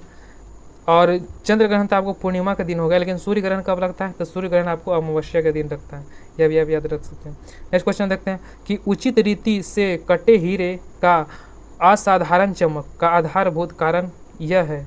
यानी कि जो हीरे चमकता है उसे किस तरह से काटते हैं तो वह किस कारण से वह चमकता है, तो कौन सा हो जाएगा, तो ऑप्शन नंबर बी, यानी कि उसकी उच्च परावर्तनीय सूचकांक जो होती है इसी के कारण आपको हीरा चमकता हुआ दिखता है। और जो हीरा का जो अपवर्तनांक होता है यह भी आपको क्वेश्चन पूछा जाता है एग्जाम में, तो बताइएगा कि इसका हीरा का अपवर्तनांक आपको कितना होता है। नेक्स्ट क्वेश्चन देखते हैं। कमेंट बॉक्स में जरूर कमेंट कीजिएगा। नेक्स्ट क्वेश्चन देखते हैं कि जब एक कम्पैक्ट डिस्क यानी कि CD सूर्य के प्रकाश में दिखाई पड़ देती है तो इंद्रधनुष के समान रंग दिखाई देती है, इसकी व्याख्या की जाती है। तो इसको आपको किस चीज़ की व्याख्या, किस तरह की व्याख्या करता है, तो ये आपको ऑप्शन नंबर ए हो जाएगा, यानी कि परावर्तन अपवर्तन की परिघटना के आधार पर यह इसकी व्याख्या किया जाता है। नेक्स्ट क्वेश्चन देखते हैं कि किस गुणधर्म के कारण पानी से भरे बर्तन में डूबी हुई छड़ उभरी हुई प्रतीत होती है, या फिर मोड़ी हुई प्रतीत होती है। या फिर इस तरह का भी क्वेश्चन पूछा जाता है कि पानी की जो किसी बाल्टी में यदि पानी रखा रहता है तो उसका जो निचला वाला हिस्सा होता है वो उठा हुआ क्यों प्रतीत होता है, तो क्यों का प्रतीत होता है, तो यह आपको सारे अपवर्तन के कारण ही प्रतीत होते हैं। नेक्स्ट क्वेश्चन देखते हैं। मेरा अगला क्वेश्चन है कि एक समतल दर्पण पर आपतित किरण 60 डिग्री का कोण बनाती है, तो परावर्तन कोण कितना हो जाएगा, तो परावर्तन कोण कितना हो जाएगा, तो वह आपको हो जाएगा ऑप्शन नंबर बी, यानी कि 60 डिग्री हो जाएगा। यह आपको समतल दर्पण का नियम दिया जाता है कि आपतन कोण और परावर्तन कोण जो होता है वो कितना होता है, यानी कि वह दोनों बराबर होता है। तो आपतन जैसे एक समतल दर्पण हो गया, तो यहाँ पर जो प्रकाश की किरण आएगी यहाँ से जो लौट जाएगी, तो यह दोनों जो कोण होगा यह दोनों क्या होगा, तो यह दोनों आपस में बराबर होते हैं। तो ये कोण आपको आपतन कोण 60 डिग्री दिया गया है, तो दूसरा कोण कितना होगा, तो दूसरा कोण भी आपको 60 डिग्री ही देखने को मिलेगा। चलिए नेक्स्ट क्वेश्चन देखते हैं। मेरा अगला क्वेश्चन है कि अगर प्रकाश का आपतन कोण 90 डिग्री है, क्या तो आपतन कोण 90 डिग्री है और अपवर्तन कोण के बाद का कोण 30 डिग्री है, तो माध्यम का अपवर्तनांक सूचकांक क्या हो जाएगा, तो माध्यम का जो अपवर्तनांक सूचकांक क्या हो जाएगा, तो यह क्या हो जाएगा, तो यह ऑप्शन नंबर सी हो जाएगा, यानी कि 3 हो जाएगा। क्या, तो 3.0 हो जाएगा। और जो अपवर्तनांक का सूचकांक क्या होता है, तो साइन आई बटा क्या होता है, साइन आई बटा साइन, यानी कि आपतन कोण बराबर परावर्तन कोण का जो मान होता है। तो ये किसका कितना होगा, तो 90/30, यानी कि इसे हम भागा दे देंगे तो कितना हो जाएगा, तो आपको यह 3 से कट जाएगा, तो यानी कि 3.0 हो जाएगा। नेक्स्ट क्वेश्चन देखते हैं। मेरा अगला क्वेश्चन है कि यदि किसी दर्पण को थीटा कोण से घुमाया जाए तो अपवर्तन किरण घूमेगा, यानी कि यदि हम थीटा कोण से किसी दर्पण को घुमाते हैं तो जो उसकी अपवर्तन किरण होती है वो किस तरह घूमेगी, तो वो किस तरह घूम जाएगी, तो आपको 2 थीटा से वो भी घूम जाएगी। नेक्स्ट क्वेश्चन देखते हैं। पूर्ण आंतरिक परिवर्तन होता है जब प्रकाश जाता है, तो प्रकाश किससे किस में जाएगा, तो आपको पूर्ण आंतरिक परिवर्तन की घटना देखने को मिलती है। तो आपको हीरा से यदि कांच में जाएगा तो यह आपको पूर्ण परिवर्तन देखने को मिलती है। और मृग तृष्णा उदाहरण है, तो मृग तृष्णा उदाहरण है, वह किसका उदाहरण हो जाएगा, तो ऑप्शन नंबर बी, यानी कि पूर्ण आंतरिक परिवर्तन से मृग तृष्णा होती है। लेकिन मृग तृष्णा बनती कब है, यह भी आपको एग्जाम में एक बार पूछा गया था। तो मृग तृष्णा जो कब बनती है, यदि आपको सघन माध्यम से विरल माध्यम में यह जाती है, या फिर विरल से सघन माध्यम में जाती है, तो आपको यह मृग तृष्णा बनती हुई देखने को मिलती है। एक ही माध्यम में आपको मृग तृष्णा नहीं बनेगी। नेक्स्ट क्वेश्चन देखते हैं। मेरा अगला क्वेश्चन है कि पेट अथवा शरीर के अन्य अंगों के निरीक्षण के लिए प्रयुक्त तकनीक इंडोस्कोप आधारित होता है। इंडोस्कोप किस पर आधारित होता है, तो ऑप्शन नंबर ए, यानी कि पूर्ण आंतरिक परिवर्तन पर यह आधारित होता है। नेक्स्ट क्वेश्चन देखते हैं। इंद्रधनुष खाली स्थान के कारण होता है, तो किसके कारण आपको इंद्रधनुष बनते हुए दिखता है, तो वो आपको ऑप्शन नंबर डी हो, यानी कि परावर्तन अपवर्तन दोनों के कारण। और इंद्रधनुष कितने प्रकार के होते हैं, तो आपको यह 2 प्रकार के होते हैं। तो 2 प्रकार में आपको एक पूछा जाता है कि इसमें पूछ दिया जाएगा कि जो बाहर की जो, यानी कि यदि आपको बाहर लाल जो 7 रंग का होता है, तो लाल कलर यदि ये बाहर हो गया तो वो कौन सी, तो मतलब इंद्रधनुष है, प्राथमिक है या द्वितीय है, तो कौन सी, यदि लाल रंग जो बाहर की हो जाएगी तो यह प्राथमिक हो जाएगी। यदि लाल रंग आपको बाहर अंदर हो जाएगी तो वह द्वितीयक इंद्रधनुष हो जाएगी। तो लाल रंग यदि अंदर हो जाएगी तो कौन सा रंग बाहर हो जाएगी, तो आपको बैगनी रंग उसमें बाहर हो जाती है। चलिए नेक्स्ट क्वेश्चन देखते हैं कि प्रकाश का रंग नीला प्रतीत होता है क्यों, तो प्रकाश का रंग आपको नीला क्यों प्रतीत होता है, तो ऑप्शन नंबर सी, यानी कि प्रकीर्णन के कारण ही आपको प्रकाश का जो रंग है यह नीला प्रतीत होता है। देखिए हम उधर बताए थे, यहाँ भी क्वेश्चन इसमें दिया गया है। नेक्स्ट क्वेश्चन देखते हैं कि मेरा अगला क्वेश्चन है कि वायुमंडल में प्रकाश के विसरण का कारण क्या है, यानी कि जो वायुमंडल में जो प्रकाश का विसरण होता है वह किसके कारण होता है, तो वह किसके कारण होता है, तो आपको धूलकण के कारण होता है। नेक्स्ट क्वेश्चन देखते हैं कि खतरे के संकेत के लिए लाल रंग का प्रयोग किया जाता है क्यों, तो लाल रंग का जो आपको प्रयोग क्यों किया जाता है, तो इसका प्रकीर्णन सबसे कम होता है। क्या, तो जो लाल रंग का प्रकीर्णन सबसे कम होता है। लेकिन यदि पूछ देगा कि सबसे अधिक प्रकीर्णन किसका होता है, तो आपको बैगनी कलर का जो होता है सबसे अधिक प्रकीर्णन होता है। नेक्स्ट क्वेश्चन देखते हैं कि समुद्र नीला प्रतीत होती है, तो समुद्र जो नीला प्रतीत होती है वह क्यों प्रतीत होती है, तो वह क्यों प्रतीत हो जाएगी, तो वह आपको हो जाएगी ऑप्शन नंबर बी, यानी कि आकाश के परिवर्तन तथा जल के कणों के द्वारा प्रकाश का प्रकीर्णन के कारण आपको क्या, प्रकाश आपको समुद्र क्या होती है, तो आपको नीला प्रतीत देखने को मिलती है। नेक्स्ट क्वेश्चन देखते हैं कि अस्त होते समय सूर्य लाल दिखाई देता है। यह भी क्वेश्चन आपको बहुत ही बार एग्जाम में पूछा गया है। तो यह क्या हो जाएगा, तो यह हो जाएगा ऑप्शन नंबर बी, यानी कि ये अभी आपको प्रकीर्णन के कारण ही दिखती है। नेक्स्ट क्वेश्चन देखते हैं कि साबुन के पतले झाग में चमकदार रंगों का बनना किस प्रकीर्णन के परिणाम होता है? तो वह भी किसके कारण होता है, यानी कि बहुलित परावर्तन और विवर्तन के कारण, आपको व्यतिकरण के कारण यह होती है। नेक्स्ट क्वेश्चन देखते हैं, मोटर कार में पक्ष दृश्य के लिए कौन सा दर्पण का प्रयोग किया जाता है? यानी कि कह रहा है कि मोटर कार के यदि हम पिछला हिस्सा यानी कि साइड मिरर, जिसे हम साइड मिरर कहते हैं, उसमें किस दर्पण का इसमें प्रयोग किया जाता है? उसमें किस दर्पण का प्रयोग किया जाता है? तो उसमें आपको उत्तल दर्पण का प्रयोग किया जाता है। लेकिन आपको गाड़ी से एक बार पूछा जाता है कि गाड़ी का हेडलाइट में कौन सा दर्पण का प्रयोग किया जाता है, तो उसका में कौन सा दर्पण का प्रयोग किया जाता है? तो ऑप्शन नंबर सी, यानी कि उसमें अवतल दर्पण का प्रयोग किया जाता है। हेडलाइट अवतल दर्पण हो गया, लेकिन साइड मिरर का देगा तो यह उत्तल दर्पण हो जाएगा। दाढ़ी बनाने के लिए काम में लेते हैं, तो दाढ़ी बनाने के लिए किस दर्पण को लोग काम में लेते हैं? तो ऑप्शन नंबर ए हो जाएगा, यानी कि अवतल दर्पण को हम लेते हैं। नेक्स्ट क्वेश्चन देखते हैं, मानव की आँख की रेटिना पर कैसा प्रतिबिंब बनता है? तो मानव की जो आँख की रेटिना होती है उस पर किस तरह का प्रतिबिंब बनता है? तो यह ऑप्शन नंबर ए, यानी कि वास्तविक और उल्टा बनता है। नेक्स्ट क्वेश्चन देखते हैं कि 1.5 मीटर लंबे व्यक्ति को अपना संपूर्ण प्रतिबिंब देखने के लिए आवश्यक न्यूनतम लंबाई कितनी होनी चाहिए? तो उसकी जो आवश्यक न्यूनतम लंबाई कितनी हो जाएगी? तो आपको 0.75 उसकी लंबाई हो जाएगी। इस तरह का भी क्वेश्चन पूछा जाता है कि यदि आपको किसी भी व्यक्ति को अपना पूर्ण प्रतिबिंब देखना है तो उसके लिए न्यूनतम जो लंबाई कितनी होनी चाहिए? तो वह उसकी प्रतिबिंब यानी कि जो दर्पण है उसकी आधी होनी चाहिए। ये इसमें कितना दिया गया है? तो इतना मीटर, यानी कि आपको व्यक्ति दिया गया है, प्रतिबिंब की आधी होनी चाहिए दर्पण, तब आपको दिखेगी। तो दर्पण की दूरी कितनी हो जाएगी, न्यूनतम लंबाई कितनी हो जाएगी? तो वह इसकी आधी हो जाएगी, यानी कि 1.5 की आधी 0.75 हो जाएगा। चलिए नेक्स्ट क्वेश्चन देखते हैं। मेरा अगला क्वेश्चन है कि जब कोई वस्तु को दो समानांतर समतल दर्पण के बीच रखी जाए तो बने हुए प्रतिबिंब की संख्या क्या है? इसमें पूछा जा रहा है कि इधर भी एक दर्पण रख दिया गया है और इधर भी एक आपको दर्पण रख दिया गया है, तो इसमें जो आपको प्रतिबिंब बनेगा वह किस तरह की प्रतिबिंब होगी, कितनी प्रतिबिंब बनेगी? तो आपको अनंत इसमें प्रतिबिंब बनेगी। नेक्स्ट क्वेश्चन देखते हैं कि पानी में क्या, तो पानी में हवा का बुलबुला वैसा ही कार्य करेगा जैसे करता है, तो वह किस तरह का कार्य करता है? तो इसको हमने पहले ही बता दिया था। तो यह अवतल लेंस की तरह व्यवहार करता है, बता देते हैं कि अवतल लेंस की तरह आपको यह व्यवहार करता है, लेकिन दिखता कैसा है? तो दिखता है यह आपको उत्तल लेंस की तरह। नेक्स्ट क्वेश्चन देखते हैं, इसीलिए इसमें कन्फ्यूज होते हैं, सब देखते हैं कि उत्तल लेंस की तरह यह उभरा होता है, लेकिन इसका जो वास्तविक व्यवहार करता है वह अवतल लेंस की तरह करता है। धूप चश्मे में चश्मे की क्षमता कितनी होती है? तो धूप चश्मे में चश्मे की क्षमता 0 डायोप्टर होता है। नेक्स्ट क्वेश्चन देखते हैं, यदि एक ऐनक के लेंस का पावर 2 डायोप्टर है तो उसके फोकस दूरी क्या हो जाएगी? तो उसकी फोकस दूरी क्या हो जाएगा? तब ऑप्शन नंबर सी, यानी कि 50 सेंटीमीटर हो जाएगा।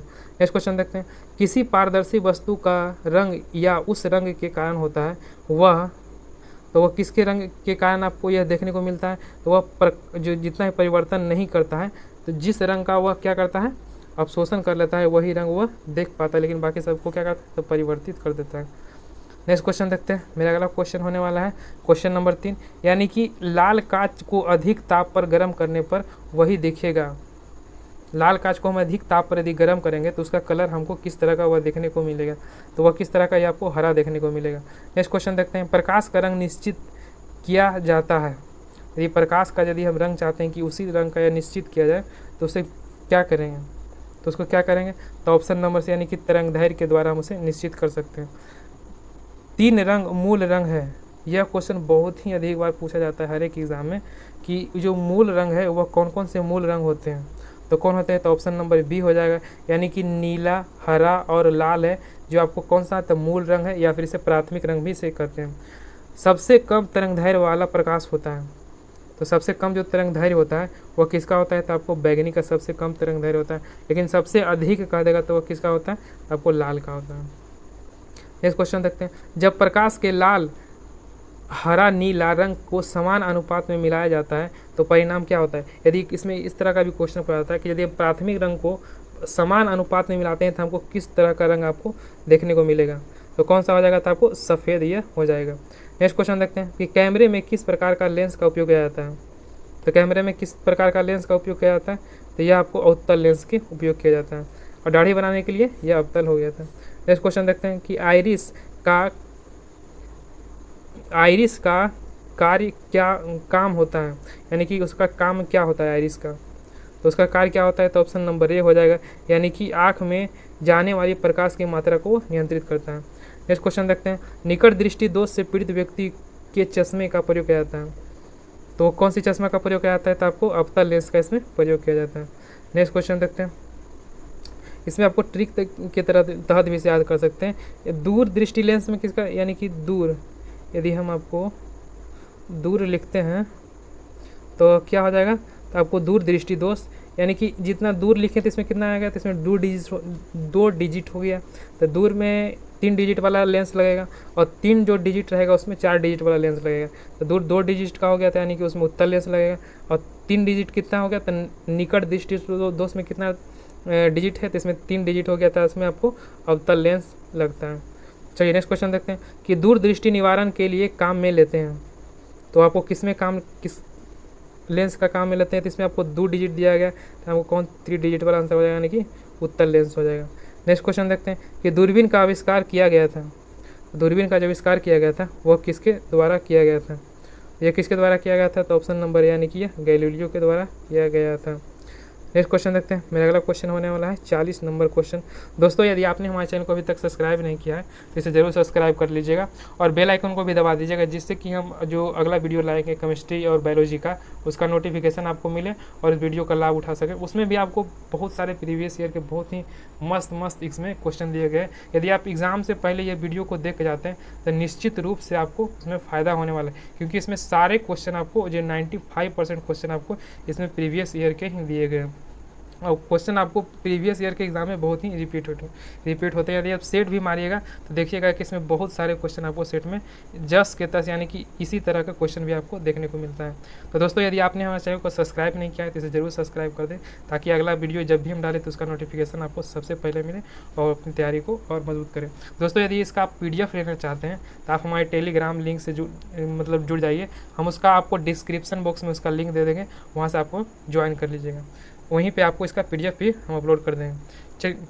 चलिए नेक्स्ट क्वेश्चन देखते हैं। मेरा अगला क्वेश्चन है कि आंखों की रेटिना के प्रारंभिक कैमरे के निम्नलिखित में से किस भाग के तुल्य किया जाता है, तो किस भाग को आपको तुल्य किया जाता है, तो इसके मतलब कि किसके समान कहा जाता है, तो आपको लेंस के समान इसको कहा जाता है। तुल्य मतलब कि आपको इसमें आपको क्या करता है, एग्जामिनर आपको सिर्फ वर्ड घुमाता है, उसका ओरिजिनल अर्थ समझिए कि वह क्या होता है। हम क्वेश्चन को आपको एक बार पढ़ लेते हैं तो कितना होता है कि हम उसको सिर्फ समझ आते हैं कि यह क्वेश्चन कर रहा है, तो हम कितना वर्ड इसमें छोड़ते चले जाते हैं। लेकिन कितने लोग कमेंट करते हैं कि सर पहले पढ़ने सीख लीजिए, लेकिन ऐसा बात नहीं है कि जो आदमी पहले पढ़ के बताएगा ना वो आपको जो फालतू की चीज़ें वो पढ़ाता ही नहीं है। हम कितना आदमी देखें कि मास्टर वीडियो जब बनाता है तो एक बार उठाएगा, यानी कि लगता है जैसे कि बच्चा कोई पढ़ा रहा है, कि मतलब कि क्वेश्चन बता रहा है आंसर बता रहा है, क्वेश्चन बता रहा है आंसर बता रहा है, वैसा थोड़ी होता है। उससे बताने से क्या होगा, हम खुद नहीं पढ़ सकते हैं। आप उसमें थोड़ा डिटेल कीजिए, उसको समझाइए कि क्वेश्चन क्या कर रहा है। यदि यहाँ पर आपको लैंग्वेज यदि एग्जाम में घुमा दिया तो फिर क्या कीजिएगा, तो वहाँ पर जैसे कह दिया कि परंपरागत कैमरे की तरह व्यवहार करता है, तो वो इसमें आपको तो यहाँ पर देखिए इसमें क्वेश्चन तो आपको परंपरागत कैमरे का आप जब डिटेल में पढ़िएगा तो वहाँ पर इस तरह का वर्ड नहीं दिया गया है। उसमें दिया गया है कि देख का जो आँख का जो रेटिना है वो किस तरह की भांति यानी कि किस भांति से काम करती है, तो किस तरह करती है, तो आपको लेंस की तरह करती है। लेकिन आप पढ़िए रहिएगा कि परंपरागत कैमरा कर दिया तो फिर तो आप यहाँ पर मार खा जाइएगा। तो आप क्वेश्चन को समझिए कि क्वेश्चन क्या करता है, ये नहीं कि सिर्फ हम पढ़े गए क्वेश्चन क्या करा है नहीं करा, इससे कुछ होने वाला नहीं है। चलिए नेक्स्ट क्वेश्चन देखते हैं कि किसी आवेशित चालक का संपूर्ण आवेश उसके क्या होता है, तो उसके क्या होता है, तो ऑप्शन नंबर बी यानी कि उस बाहरी पृष्ठ पर ही रहता है। उसका जो संपूर्ण आवेश होता है किसी भी चालक का, उसका जो बाहरी ही आवेश पर वह बना हुआ रहता है। नेक्स्ट क्वेश्चन देखते हैं कि वस्तुओं का आवेश उसके स्थानांतरण के फलस्वरूप होता है, तो वस्तुओं के जो आवेश होते हैं वो किसके स्थानांतरण के यानी कि एक दूसरे जगह से जो आवेश जाते हैं वो किस रूप में भी जाते हैं, यह भी क्वेश्चन आपको इस तरह का भी पूछा जाता है। तो वो किस रूप में जाते हैं, तो आपको इलेक्ट्रॉन के ये रूप में जाते हैं। नेक्स्ट क्वेश्चन देखते हैं। मेरा अगला क्वेश्चन है कि आप कार में जा रहे हैं, यदि आसमान से बिजली गिरने वाली हो तो सुरक्षित रहेंगे, यानी कि आप कार से कहीं जा रहे हैं तो आसमान से बिजली गिर रही है तो आप कब सुरक्षित रहेंगे, यह क्वेश्चन पूछा जा रहा है।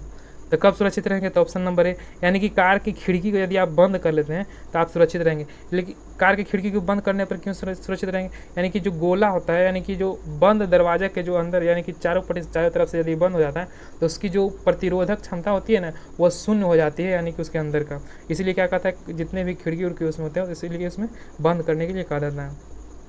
नेक्स्ट क्वेश्चन देखते हैं कि दो अस्थिर आवेशों के बीच लगने वाला बल उनकी मात्राओं के गुणनफल के अनुक्रमानुपाती तथा उनके बीच की दूरी के वर्ग के व्युत्क्रमानुपाती होता है।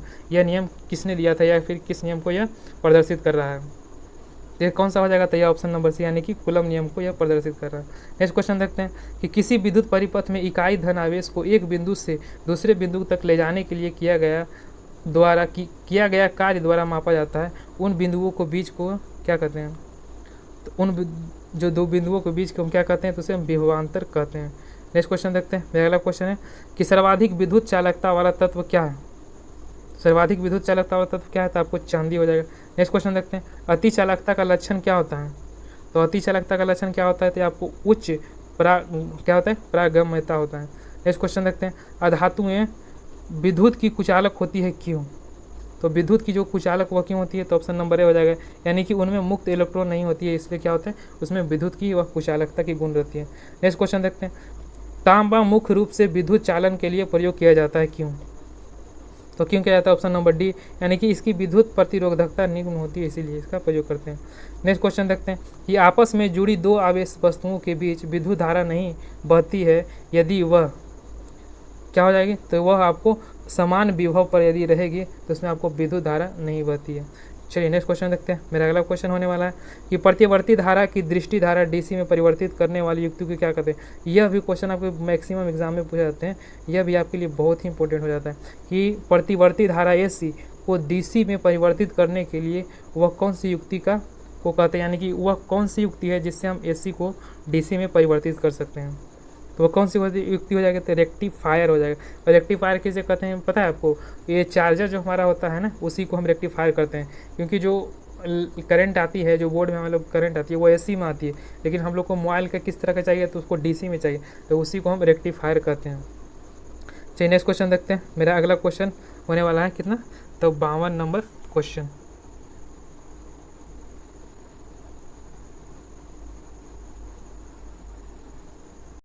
कि विद्युत फिटिंग्स में एक तार को भूसंकर्पित, यानी कि भू से मतलब जो अर्थिंग हम लोग दिए देते हैं, यह किस कारण से दिया जाता है? तो यह इसलिए जाता है, तो ऑप्शन नंबर इसका ये आंसर हो जाएगा कि यदि लघु पतन हो जाए तो धारा भूमि में चली जाए, इसलिए यह दिया जाता है। चलिए नेक्स्ट क्वेश्चन को चलते हैं कि मेरा विभवांतर का मात्रक क्या होता है? तो विभवांतर का मात्रक क्या होता है? तो विभवांतर का वोल्ट होता है। और कूलम्ब किसका ऐसा मात्रक है? तो आपको आवेश का हो जाएगा। ओम किसका है? तो ये ओम आपको प्रतिरोध का हो जाता है। और एम्पियर किसका है? तो यह विद्युत धारा का हो जाएगा। चलिए नेक्स्ट क्वेश्चन क्यों चलते हैं। क्वेश्चन नंबर 154, एक आदर्श वोल्ट मीटर का प्रतिरोध कितना होता है? तो वह कितना होता है? तो वह अनंत, ऑप्शन नंबर डी हो जाएगा। और प्रतिरोध का मात्रक क्या है? तो प्रतिरोध किसका ऐसा मात्रक हो जाएगा? तो ये आपको ओम का हो जाएगा। नेक्स्ट क्वेश्चन चलते हैं कि घरों में लगे पंखे, बल्ब आदि लगे होते हैं, तो वह कौन सी श्रेणी में आपको लगे होते हैं? तो आपको यह समांतर नहीं हो जाएगा क्या? तो यह आपको ऑप्शन नंबर सी, यानी कि समांतर क्रम में लगे हुए रहते हैं। चलिए नेक्स्ट क्वेश्चन देखते हैं। मेरा अगला क्वेश्चन है कि किसी चालक के सिरों के बीच विभवांतर उसमें बहने वाली धाराओं के समानुपाती होती है, यह नियम कौन सा नियम है? तो वह कौन सी नियम हो जाएगी? तो यह ऑप्शन नंबर ओम न हो जाएगा, यानी कि ओम का नियम ऑप्शन नंबर डी हो जाएगा। नेक्स्ट क्वेश्चन की ओर चलते हैं कि विशिष्ट प्रतिरोध का ऐसा मात्रक क्या होता है? तो विशिष्ट प्रतिरोध का ऐसा मात्रक आपको ओम मीटर भी होता है। नेक्स्ट क्वेश्चन चलते हैं। मेरा अगला क्वेश्चन है कि यदि 3 ओम 6 ओम कोई प्रतिरोध समानांतर क्रम में जोड़े जाए तो संपूर्ण प्रतिरोध कितना होगा? तो इसका संपूर्ण जो प्रतिरोध हो जाएगा आपको 2 ओम हो जाएगा। कितना? तो 2 ओम हो जाएगा। नेक्स्ट क्वेश्चन की ओर चलते हैं। एक शुष्क सेल में से कौन सी ऊर्जा पाई जाती है? जो एक शुष्क सेल होती है उसमें कौन सी ऊर्जा पाई जाती है या फिर उसमें निहित होती है? तो वो कौन सी हो जाएगा? तो आपको रासायनिक ऊर्जा हो जाएगी। नेक्स्ट क्वेश्चन को चलते हैं। एक समान शुष्क सेल में विद्युत अपघट्य होता है, तो वह किस में अपघट्य होता है? विद्युत अपघटन जो होता है तो हो जाएगा आपको जिंक का। क्या? तो जिंक का होता है। चलिए नेक्स्ट क्वेश्चन को चलते हैं। एक कार बैटरी में प्रयुक्त अपघट्य होता है, तो एक कार बैटरी में जो प्रयुक्त अपघट्य होता है वो कौन सा अपघट्य होता है? तो वह कौन सा हो जाएगा आपको, सल्फ्यूरिक अम्ल होता है। क्या, सल्फ्यूरिक अम्ल। सल्फ्यूरिक अम्ल का क्या फार्मूला होता है, H2SO4 होता है। नेक्स्ट क्वेश्चन को चलते हैं, बोल्टियर सेल का आविष्कार किसने किया था, किसके द्वारा या किसने किया था। तो यह बोल्टियर सेल का आविष्कार किसके द्वारा किया गया था, तो आपको एलिजा क्या है, तो एलिजांडो बोल्टा के द्वारा यह किया गया था। नेक्स्ट क्वेश्चन को चलते हैं, शुष्क सेल होता है वह कैसा सेल होता है, प्राथमिक द्वितीय तृतीय, वह कैसा होता है, तो वह आपको प्राथमिक सेल होता है, यानी कि ऑप्शन नंबर ए हो जाएगा। चलिए नेक्स्ट क्वेश्चन को चलते हैं, लोहे के ऊपर जिंक की परत चढ़ाने को क्या कहते हैं। तो उसके जो लोहे के ऊपर जो जिंक का परत चढ़ाते हैं उस प्रक्रिया को हम क्या कहते हैं, तो उसे क्या कहते हैं, उसे गल्वनाइजेशन कहते हैं। क्या, गल्वनाइजेशन कहते हैं। कभी कभी क्वेश्चन ऐसे भी दिया जाता है कि गल्वनाइजेशन में लोहे की परत जो चढ़ाते हैं उसे कौन से तत्व से चढ़ाते हैं, तो उसे कौन सा, तो आपको जिंक हो जाएगा। नेक्स्ट क्वेश्चन को चलते हैं, मेरा अगला क्वेश्चन होने वाला है कि विद्युत अपघटन संबंधी नियम किसने प्रतिपादित किया था। तो उसको किसने प्रतिपादित किया था, तो ऑप्शन नंबर बी, यानी कि यह फैराडे के द्वारा किया गया था। नेक्स्ट क्वेश्चन को चलते हैं कि विद्युत फ्यूज में इस्तेमाल किए जाने वाले मिश्र धातु हैं। तो विद्युत फ्यूज में जो आपको इस्तेमाल किए जाते हैं वो कौन कौन से मिश्र धातु किए जाते हैं, या फिर किस प्रकार के मिश्र धातु होते हैं, तो ऑप्शन नंबर इसका सी हो जाएगा, यानी कि निम्न विशिष्ट प्रतिरोध उसमें होना चाहिए और निम्न गलनांक भी उसमें होना चाहिए। चलिए नेक्स्ट क्वेश्चन की ओर चलते हैं, मेरा क्वेश्चन नंबर कितना होगा, 68 हो गया कि आमतौर पर सुरक्षा फ्यूज लगाने के लिए प्रयोग होने वाले तार किस पदार्थ की बनी होती है। तो वह किस प्रकार की बनी होती है, तो आपको ऑप्शन नंबर डी, यानी कि टीन सीसा का एक मिश्र धातु होता है। जो फ्यूज होता है ना वो सीसा और टीन के ही मिलकर बना हुआ होता है। नेक्स्ट क्वेश्चन को चलते हैं, बिजली के बल्ब का फिलामेंट किस तत्व से बना होता है, तो किस से बना हो जाएगा, तो ऑप्शन नंबर डी, यानी कि वह टंगस्टर से बना होता है। नेक्स्ट क्वेश्चन को चलते हैं, मेरा क्वेश्चन नंबर 170 यहाँ पर हो गया कि विद्युत हीटर का एलिमेंट निम्नलिखित में से किस धातु का बना होता है। तो विद्युत हीटर का क्या चीज़ से बना होता है, तो यह नाइक्रोम से बना हुआ होता है। नेक्स्ट क्वेश्चन को चलते हैं, यदि 100 वाट वाले बल्ब प्रतिदिन 1 घंटे जलाया जाए तो प्रतिदिन विद्युत ऊर्जा का उपयोग माना जाएगा। तो वह कितना ऊर्जा का उपयोग माना जाएगा, तो यानी कि आपको 1 यूनिट माना जाएगा। नेक्स्ट क्वेश्चन को चलते हैं कि तड़ित चालक का आविष्कार किसने किया था। तो इसका आविष्कार किसने किया था, तो इसका ऑप्शन नंबर सी, यानी कि बेंजामिन फ्रैंकलिन के द्वारा आपको तड़ित चालक का आविष्कार किया गया था। नेक्स्ट क्वेश्चन को चलते हैं, निम्न में से कौन विद्युत अनुचुंबकीय है। तो हमने विद्युत अनुचुंबकीय कौन सा हो जाएगा, तो आपको क्रोमियम आपको विद्युत अनुचुंबकीय हो जाएगा। निम्न में से कौन प्रतिचुंबकीय है, तो यह प्रतिचुंबकीय कौन सा हो जाएगा, तो यह हो जाएगा आपको ऑप्शन नंबर बी, यानी कि बिस्मथ आपको प्रतिचुंबकीय हो जाएगा। नेक्स्ट क्वेश्चन को चलते हैं कि विद्युत धारा का चुंबकीय प्रभाव सर्वप्रथम अवलोकित किया गया था। तो वह जो सर्वप्रथम जो विद्युत धारा का चुंबकीय जो प्रभाव था वो किसके द्वारा अवलोकित किया गया था, तो किसके द्वारा किया गया था, तो ऑप्शन नंबर बी, यानी कि ऑस्ट्रेड के द्वारा यह किया गया था। नेक्स्ट क्वेश्चन को चलते हैं कि विद्युत चुंबकीय प्रेरण के नियमों का उपयोग निम्न में से किसने बनाने में उपयोग, मतलब किसको बनाने में उपयोग किया जाता है। तो ये किसको बनाने में, आपको जनित्र यानी कि जनरेटर को जो बनाने में हम इसका उपयोग करते हैं, किसका, तो विद्युत चुंबकीय प्रेरण का। कभी कभी दिया जाता है कि जनित्र में हम कौन सा नियम का, यानी कि कौन से प्रक्रिया के तहत हम विद्युत निकालते हैं, तो उसमें कौन सा हो जाएगा, तो विद्युत चुंबकीय प्रेरण। ऐसा इस तरह का भी क्वेश्चन आपको उलट कर सकता है। नेक्स्ट क्वेश्चन को चलते हैं कि विद्युत मोटर निम्न सिद्धांत के अनुसार कार्य करता है। तो विद्युत मोटर वह कौन से सिद्धांत पर कार्य करता है, तो फैराडे के नियम पर ही वह कार्य करता है। और लेंज का तो नियम हो गया, आपको जो लेंस का जो नियम होता है लेंज वाला वही हो गया। नेक्स्ट क्वेश्चन देखते हैं, मेरा अगला क्वेश्चन है कि ट्रांसफार्मर क्या है। जो ट्रांसफार्मर होते हैं वह कैसे होते हैं, तो वो कैसा हो जाएगा, तो ऑप्शन नंबर बी, यानी कि AC वोल्टता को घटाने और बढ़ाने में प्रयुक्त होता है। लेंज का नियम निम्नलिखित में से किसके लिए आवश्यक है।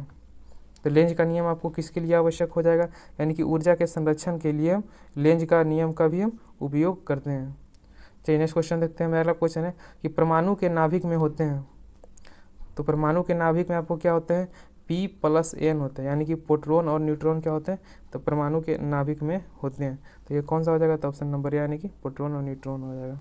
न्यूट्रॉन की खोज किसने किया था, तो न्यूट्रॉन की खोज आपको किसके द्वारा किया गया था? तो जेम्स चैडविक के द्वारा आपको न्यूट्रॉन की खोज किया गया था। और इलेक्ट्रॉन की खोज जे थॉमसन के द्वारा किया गया था। और न्यूटन के द्वारा तो आपको उसका बल दिया गया था। और रदरफोर्ड के द्वारा किसकी खोज किया गया था? तो रदरफोर्ड ने आपको किसकी खोज किया था?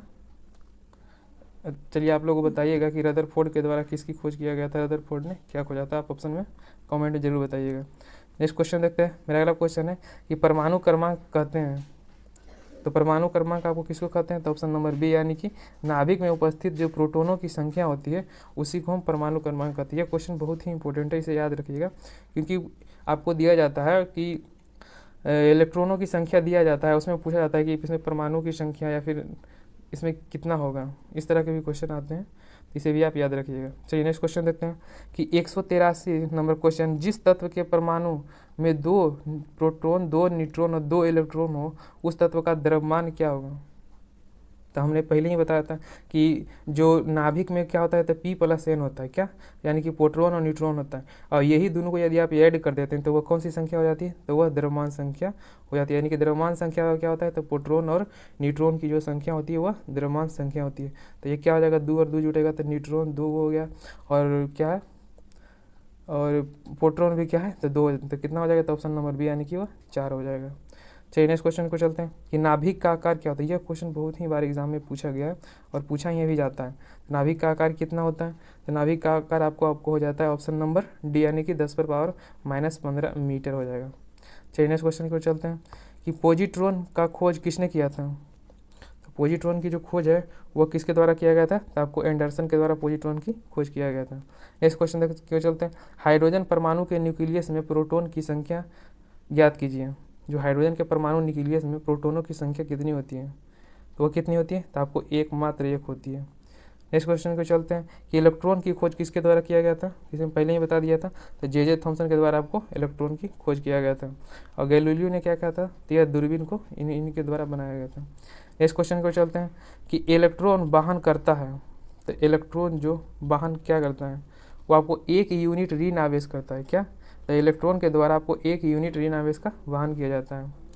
नेक्स्ट क्वेश्चन पे चलते हैं, ऐसे परमाणु जिनके परमाणु क्रमांक समान परंतु परमाणु द्रव्यमान भिन्न भिन्न होते हैं तो उसे हम क्या कहते हैं?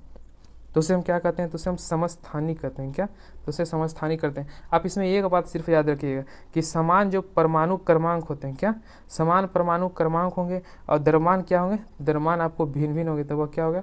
तो वह समस्थानिक हो जाएगा। लेकिन यदि कह दिया कि वहाँ पर आपको द्रव्यमान समान है लेकिन परमाणु क्रमांक क्या है, तो वह भिन्न भिन्न यदि हुआ तो क्या हो जाएगा? तो आपको समभारिक हो जाएगा। नेक्स्ट क्वेश्चन को चलते हैं कि समस्थानिक गुण पाए जाते हैं। तो समस्थानिक गुण किसे पाए जाते हैं? तो आपको तत्व में यह समस्थानिक गुण पाए जाते हैं। नेक्स्ट क्वेश्चन को चलते हैं, एक भारी नाभिक के 2 हल्के नाभिकों में टूटने की प्रक्रिया को क्या कहते हैं? तो उसे टूटने की प्रक्रिया को हम क्या कहते हैं? तो उसे हम नाभिकीय विखंडन कहते हैं क्या? तो उसे हम नाभिकीय विखंडन कहते हैं।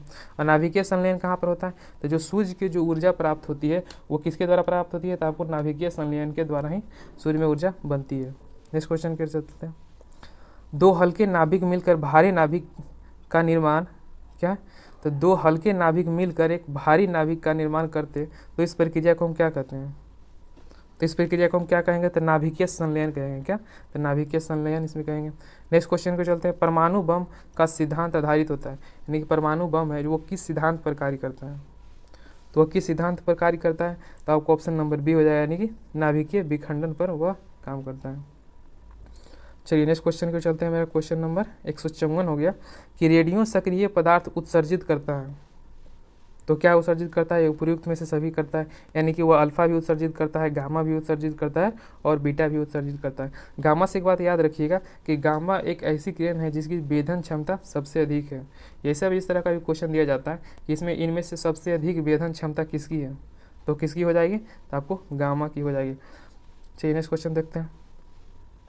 मेरा अगला क्वेश्चन है कि कोबाल्ट साल्ट आमतौर पर विकिरण चिकित्सक में प्रयोग किया जाता है क्योंकि यह उत्सर्जित करता है। तो कोबाल्ट साल्ट आपको क्या उत्सर्जित करता है? आपको गामा किरण करता है क्या? तो यह गामा किरणें करता है। नेक्स्ट क्वेश्चन को चलते हैं, नाभिकीय रिएक्टर में निम्नलिखित में से किसे मंदक के रूप में प्रयोग किया जाता है?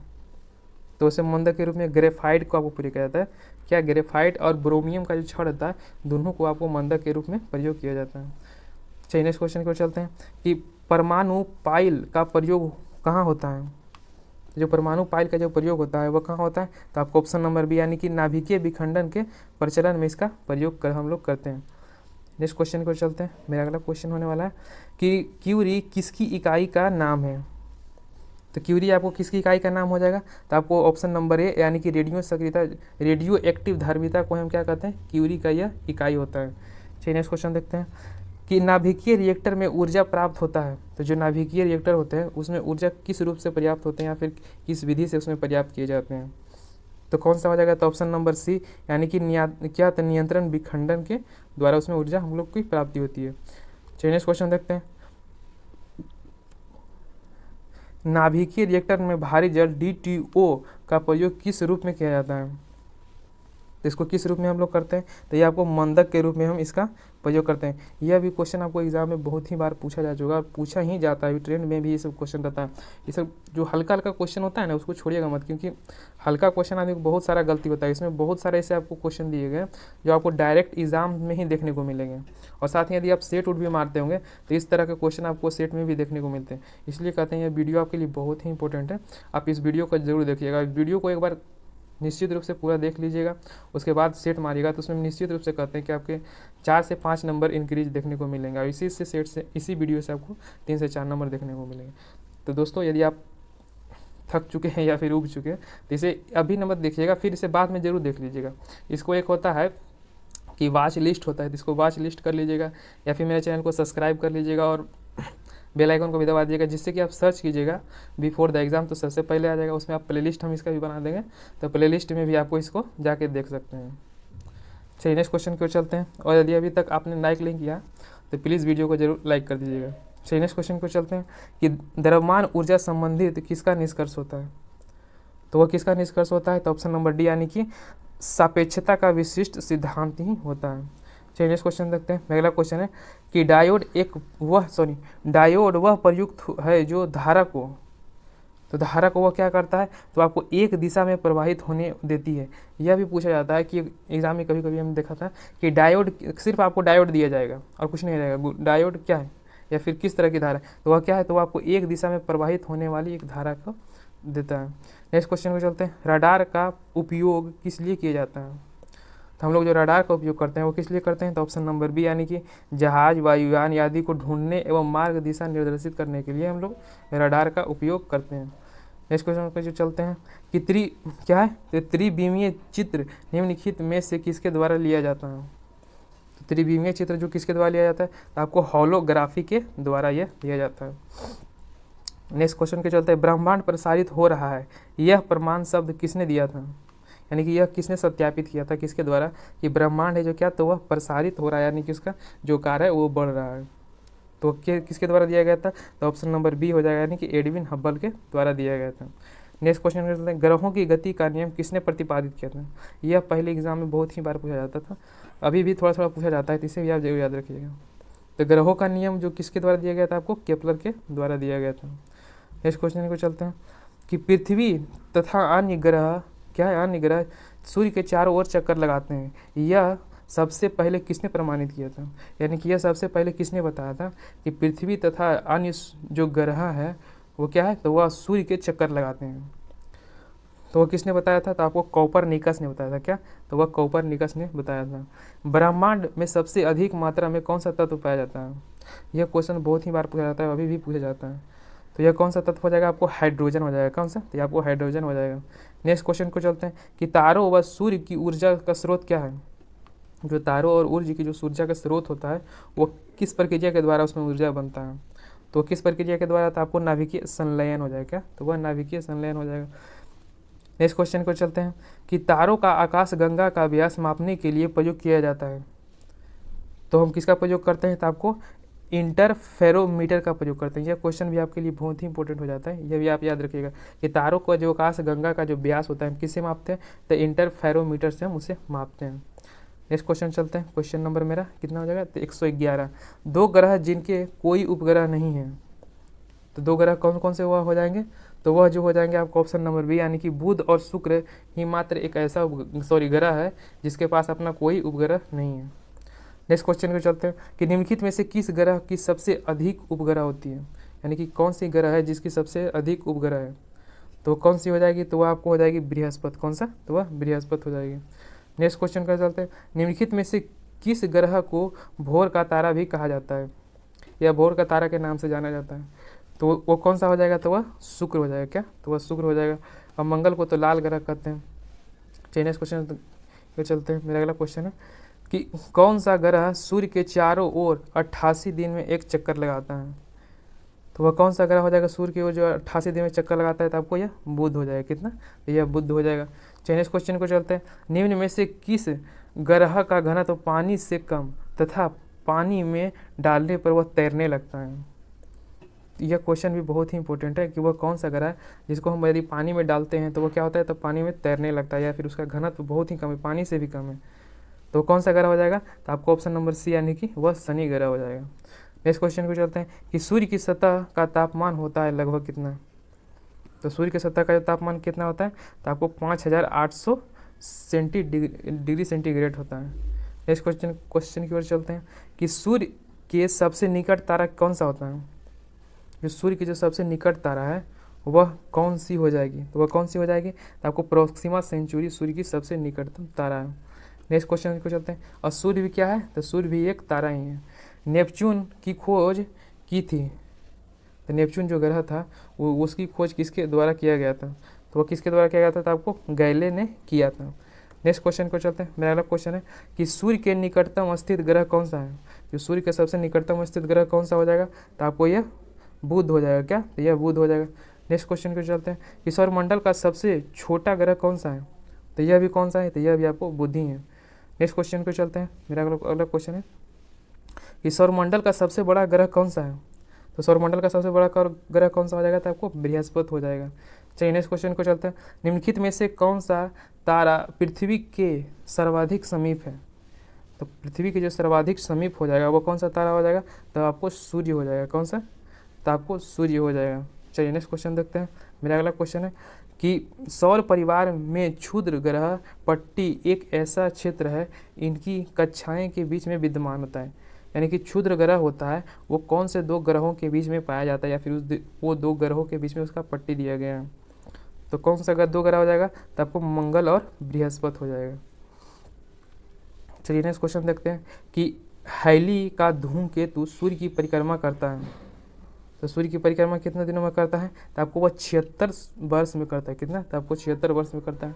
नेक्स्ट क्वेश्चन को चलते हैं कि मनुष्य ने पहली बार किस चांद पर कदम रखा था, माने कि कब चांद पर कदम रखा था, मनुष्य ने पहली बार किस वर्ष चांद पर कदम रखा था, तो वह किस वर्ष रखा गया था, तो आपको ऑप्शन नंबर सी हो जाएगा, यानी कि कितना में, तो 1969 में यह हो जाएगा।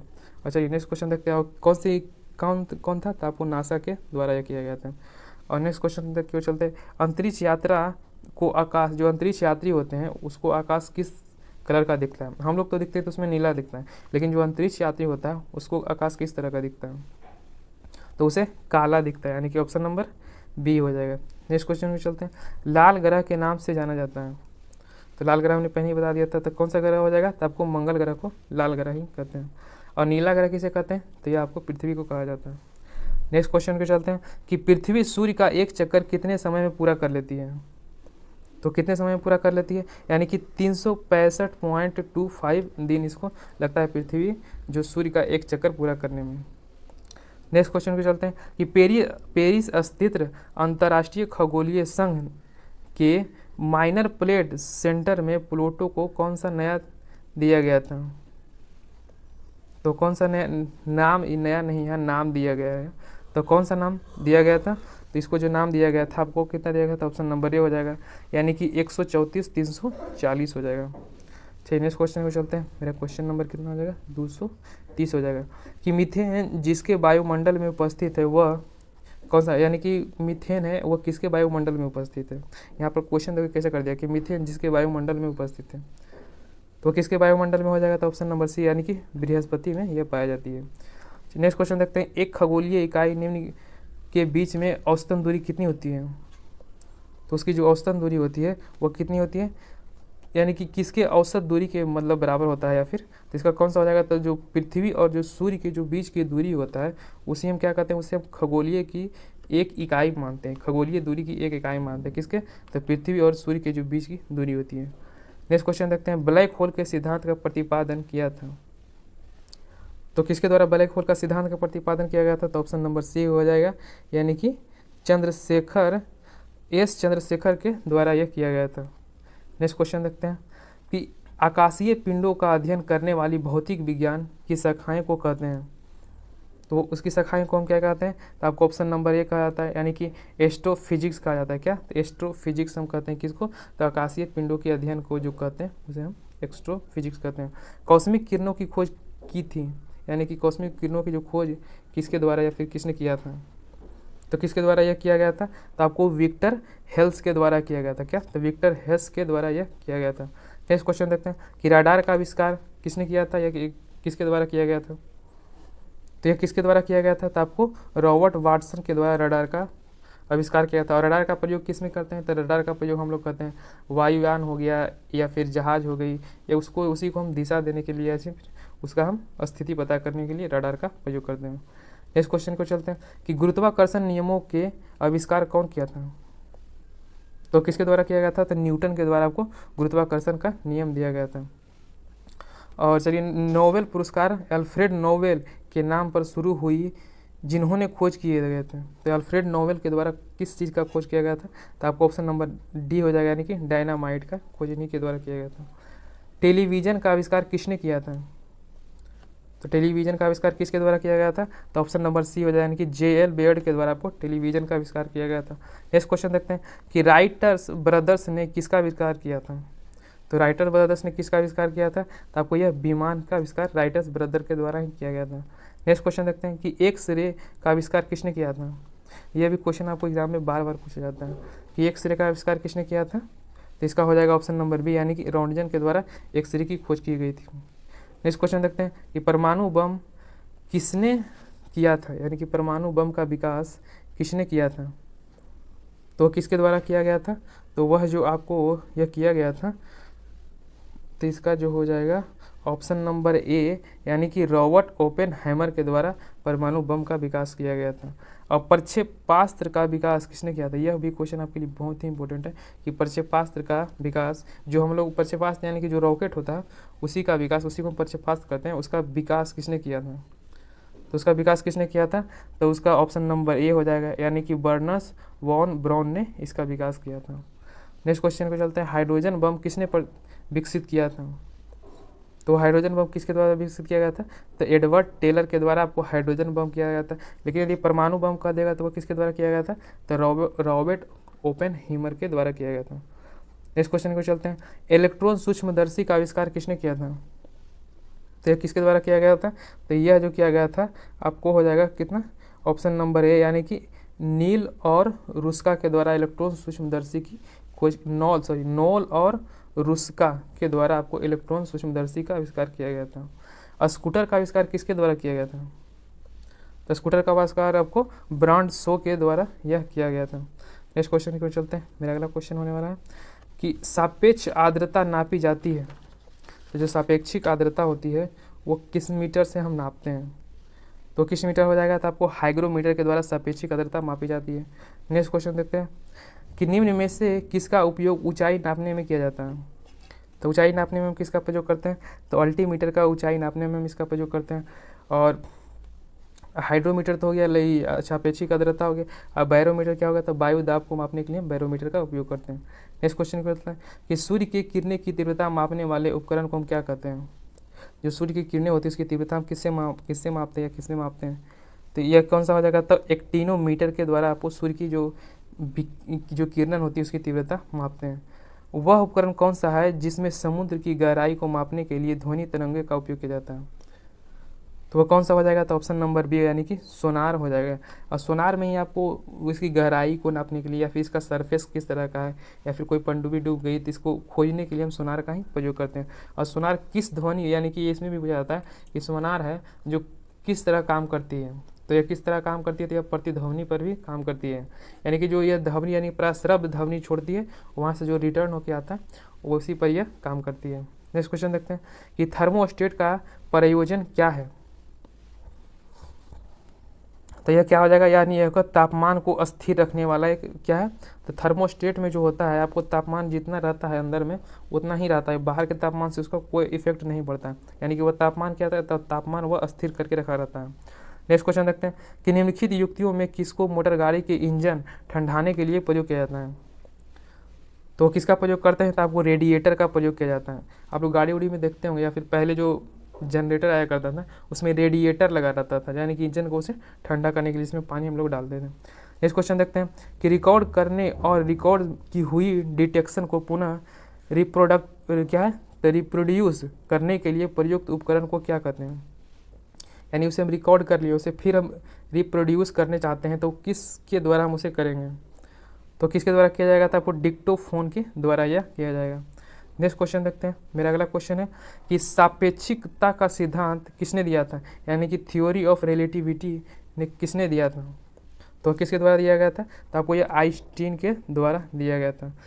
नेक्स्ट क्वेश्चन देखते हैं, और क्या होता है, तो इसका होता है E बराबर mc² शायद होता है, E बराबर mc²। चलिए नेक्स्ट क्वेश्चन देखते हैं, मेरा अगला क्वेश्चन है कि लॉ ऑफ फ्लोटिंग सिद्धांत की खोज किसने की थी। तो लॉ ऑफ फ्लोटिंग सिद्धांत की जो खोज किया गया था तो किसके द्वारा किया गया था, तो आपको राइट ब्रदर्स के द्वारा यह किया गया था। Sorry, law of floating Wright brothers नहीं हो जाएगा, यह आर्किमिडीज के द्वारा किया गया था। क्या, तो आर्किमिडीज के द्वारा यह किया गया था। राइट ब्रदर्स के द्वारा क्या था, आपको तो विमान की खोज किया गया था। नेक्स्ट क्वेश्चन देखते हैं, मेरा अगला क्वेश्चन है कि मेघादाच्छित रात स्वच्छ रातों की तुलना में किसके कारण अधिक गर्म होती है। तो किसके कारण अधिक गर्म होती है, तो स्थलीय विकिरण के कारण आपको यह अधिक गर्म देखने को मिलती है। चलिए नेक्स्ट क्वेश्चन को चलते हैं, मेरा क्वेश्चन नंबर है 256, मेरा क्वेश्चन नंबर हो गया कि ध्वनि का एक अभिलक्षण तारत्व है जो निर्भर करता है। यह क्वेश्चन आपको बहुत ही बार एग्जाम में पूछा जाता है, इसे आप जरूर याद रखिएगा कि जो तारक ध्वनि का एक लक्षण तारत्व है जो किस पर यानी निर्भर करता है, उसकी क्या, तो उसकी किस पर यह निर्भर करता है, तो यह करता है आपको आवृत्ति पर। क्या, यह आवृत्ति पर निर्भर करता है। नेक्स्ट क्वेश्चन देखते हैं कि अभिदृश्य की फोकस दूरी का नेत्रिका की फोकस दूरी से अनुपात किसके लिए एक अधिक होता है, एक से अधिक किसके लिए होता है, तो ऑप्शन नंबर बी, यानी कि दूरदर्शक के लिए यह एक से अधिक होता है। चलिए नेक्स्ट क्वेश्चन देखते हैं, मेरा अगला क्वेश्चन है कि समांतर क्रम में जुड़े प्रत्येक आर प्रतिरोध के 3 एक समान प्रतिरोधों का प्रभावी प्रतिरोध क्या होता है, तो उसका क्या हो जाएगा, तो यह ऑप्शन नंबर बी हो जाएगा, यानी कि R/3 हो जाएगा। कितना, तो यह R/3 हो जाएगा। चलिए नेक्स्ट क्वेश्चन देखते हैं, मेरा क्वेश्चन नंबर कितना हो जाएगा, तो 259 नंबर क्वेश्चन हो गया। दोस्तों यदि आपने अभी तक चैनल को सब्सक्राइब नहीं किया इसे प्लीज़ ज़रूर सब्सक्राइब कर लीजिए और बेल आइकन को भी दबा दीजिएगा, जिससे कि हम इसका अगला वीडियो यानी कि केमिस्ट्री या फिर बायोलॉजी, जिस तरह से आप कहिएगा कि आप लोग बोलिएगा केमिस्ट्री का वीडियो बना दीजिए, बायोलॉजी का बना दीजिए, क्योंकि बायोलॉजी में बहुत सारे आदमी सबसे अधिक जो क्वेश्चन गलत होने की चांसेस रहती है वो आपको बायोलॉजी में ही रहती है। इसमें बायोलॉजी में आपको लगभग में 700-800 के लमसम इसमें क्वेश्चन आंसर दिया गया है, वह भी इस तरह का सारा उसमें प्रीवियस ईयर का क्वेश्चन दिया गया है। यदि आप उसे एक बार कंप्लीट कर लेते हैं तो निश्चित रूप से बायोलॉजी में आपको बहुत ही अच्छा स्कोर कर पाएंगे। आप किसी भी एग्ज़ाम की तैयारी करते हैं, जैसे बिहार दरोगा हो गया, बिहार पुलिस हो गया, या फिर बिहार BPSC हो गई, या फिर जो बिहार सचिवालय का जो एग्ज़ाम होने वाला है वो भी आपको जल्दी हो जाएगा। तो ये सब के लिए यह बहुत ही इंपॉर्टेंट है। तो यदि आप लोग चाहते हैं कि हम बायोलॉजी का ही नेक्स्ट वीडियो बनाएं तो उसे कमेंट बॉक्स में ज़रूर कमेंट करके लिख दीजिएगा, सर इसका नेक्स्ट वीडियो बायोलॉजी या फिर केमिस्ट्री का बना दें। तो चलिए नेक्स्ट क्वेश्चन देखते हैं, मेरा अगला क्वेश्चन होने वाला है कि गर्म मौसम में पंखा आराम का एहसास दिलाता है क्यों। तो गर्मी में जो आपको जो पंखे की आराम जो एहसास दिलाता है वह क्यों दिलाता है, तो क्यों दिलाता है, तो ऑप्शन नंबर डी, यानी कि हमारा पसीना द्रुतता से वाष्पित होता है, यानी कि जब वह वाष्पित होता है तो क्या, तो हमें ठंडा ठंडा महसूस होती है, तो इसलिए वह आरामदायक हो जाता है। कॉस्मिक किरणें हैं, तो कॉस्मिक किरणें कैसी किरणें हो जाएगी, तो ऑप्शन नंबर सी, यानी कि आवेशित तथा अनावेशित दोनों किरणें को हम कॉस्मिक किरण कहते हैं। ये देखिए कितना, तो BPSC 2015 में क्वेश्चन पूछा गया। चलिए नेक्स्ट क्वेश्चन देखते हैं कि निम्नलिखित किरणें युग्मों में से कौन सी प्रकृति को विद्युत चुंबकीय होती है, तो किस प्रकृति के कारण हम उसे विद्युत चुंबकीय कहते हैं, तो वह कौन सा हो जाएगा, ये ऑप्शन नंबर क्या हो जाएगा, तो ऑप्शन नंबर ये डी हो जाएगा। चलिए देख लेते हैं कि एक्स किरणें एवं गामा किरणें होने के कारण हम क्या कहते हैं, उसे विद्युत चुंबकीय कहते हैं, तो ऑप्शन नंबर इसका डी हो जाएगा। नेक्स्ट क्वेश्चन को चलते हैं, एक क्षण चुंबक द्वारा उत्पन्न चुंबकीय बल रेखाएं हैं, तो कैसी हो जाएगी, तो ऑप्शन नंबर डी यानी कि बिल्कुल प्रतिच्छेदित नहीं करती है। चलिए नेक्स्ट क्वेश्चन देखते हैं, एक चालक तार का विशिष्ट प्रतिरोध किन पर निर्भर करता है, तो किस पर निर्भर करेगा, तो यह हो जाएगा आपको ऑप्शन नंबर सी यानी कि केवल तार के पदार्थ पर, लेकिन ना तो तार की लंबाई पर करता है और ना ही तार के अनुप्रस्थ प्रतिच्छेद पर यह करता है। सिर्फ यह किस पर निर्भर करता है, तो जो तार की जो पदार्थ की जो प्रकृति होती है। चलिए नेक्स्ट क्वेश्चन को चलते हैं। अगला क्वेश्चन है कि जब एक्स किरणें उत्पादित होती है तो वह क्या होगी, तो वह आपको हो जाएगा ऑप्शन नंबर सी यानी कि लक्ष्य का ताप अस्थिर रहता है। जब एक्स की किरणें जो उत्पादित करते हैं, जो उसका तापमान होता है, यानी कि जिस क्षेत्र में आप उत्पादित कर रहे हैं, जिस एरिया में कर रहे हैं, तो उसका ताप क्या होगा, तो उसमें ताप परिवर्तित नहीं यानी कि अस्थिर रहेगा। नेक्स्ट क्वेश्चन को चलते हैं। मेरा अगला क्वेश्चन है कि निम्नलिखित कथनों में से कौन सा एक सही नहीं है, तो कौन सा एक हो जाएगा जो सही नहीं हो जाएगा, तो कौन सा हो जाएगा, तो ऑप्शन नंबर डी इसका हो जाएगा, यानी कि अपेक्षित प्रागम्यता एक बीमा रहित राशि नहीं होती है। नेक्स्ट क्वेश्चन देखते हैं कि एक अवतल दर्पण की वक्रता केंद्र पर रखे वस्तु का प्रतिबिंब कहाँ बनेगा। ये सारे क्वेश्चन आपको जो केंद्र पर रहता है या फिर जो बीम कहाँ पर कहाँ रखेगा, यह क्वेश्चन बहुत ही इंपॉर्टेंट हो जाता है। यह क्वेश्चन खास करके आपको रेलवे हो गया या फिर सचिवालय की जिसमें साइंस पूछा जाता है, उसमें मैक्सिमम देखे जाते हैं इस तरह के क्वेश्चन। तो इस तरह के क्वेश्चन भी आप डिटेल में एक बार जरूर पढ़ लीजिएगा। तो वो कौन सा इसका आंसर हो जाएगा, तो इसका ऑप्शन नंबर सी यानी कि वक्रता वह केंद्र पर बनेगी। नेक्स्ट क्वेश्चन को चलते हैं। एक समतल दर्पण की वक्रता त्रिज्या क्या है, तो एक समतल दर्पण की वक्रता त्रिज्या क्या होती है, तो इसका ऑप्शन नंबर बी हो जाएगा यानी कि वह अनंत पर बनेगी।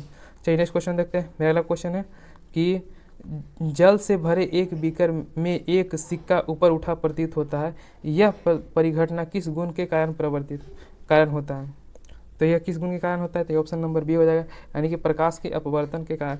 जो जल में आपको उठा हुआ यानी कि उसका तल उठा हुआ क्यों रहता है, या फिर जल में आपको जो छड़ डालते हैं तो टेढ़ी प्रतीत क्यों होते हैं, तो ये सारे किस कारण, तो यह अपवर्तित के कारण। या फिर जो तारे टिमटिमाते हैं वह किस क्रिया के कारण या फिर किसके कारण, तो वह भी अपवर्तन के कारण ही तारे टिमटिमाते हैं। नेक्स्ट क्वेश्चन देखते हैं कि प्रकाश की एक किरण एक पारदर्शी ग्लास प्लेट पर गिरती है, इसका एक अंश परावर्तित और एक अंश अपवर्तित हो जाता है, और परावर्तित अपवर्तित किरणें आपस में लंबवत होती है, यानी कि किस तरह से वह लंबवत होती है, तो वह किस ऑप्शन नंबर सी हो जाएगा यानी कि केवल एक अनुपात के कोणीय ही लंबवत वह होती है। नेक्स्ट क्वेश्चन देखते हैं कि एक सांवली त्वचा व्यक्ति एक गोरे त्वचा व्यक्ति की तुलना में, तो वह क्या होता है, तो ऑप्शन नंबर सी यानी कि अधिक गर्मी और कम सर्दी का अनुभव करता है। नेक्स्ट क्वेश्चन देखते हैं। निम्नलिखित में से कौन सा एक न्यूनतम ताप घोषित करता है, तो न्यूनतम ताप कितना पर हो जाएगा, तो आपको ऑप्शन नंबर बी यानी कि 1 केल्विन मापक क्रम पर। नेक्स्ट क्वेश्चन क्यों चलते हैं कि यदि एक पिंड सरल आवर्त गति में गतिशील है तो वेग और त्वरण के कलमानांतर कितना होता है, तो वह कितना होता है, तो ऑप्शन नंबर बी हो जाएगा यानी कि 90 डिग्री होता है।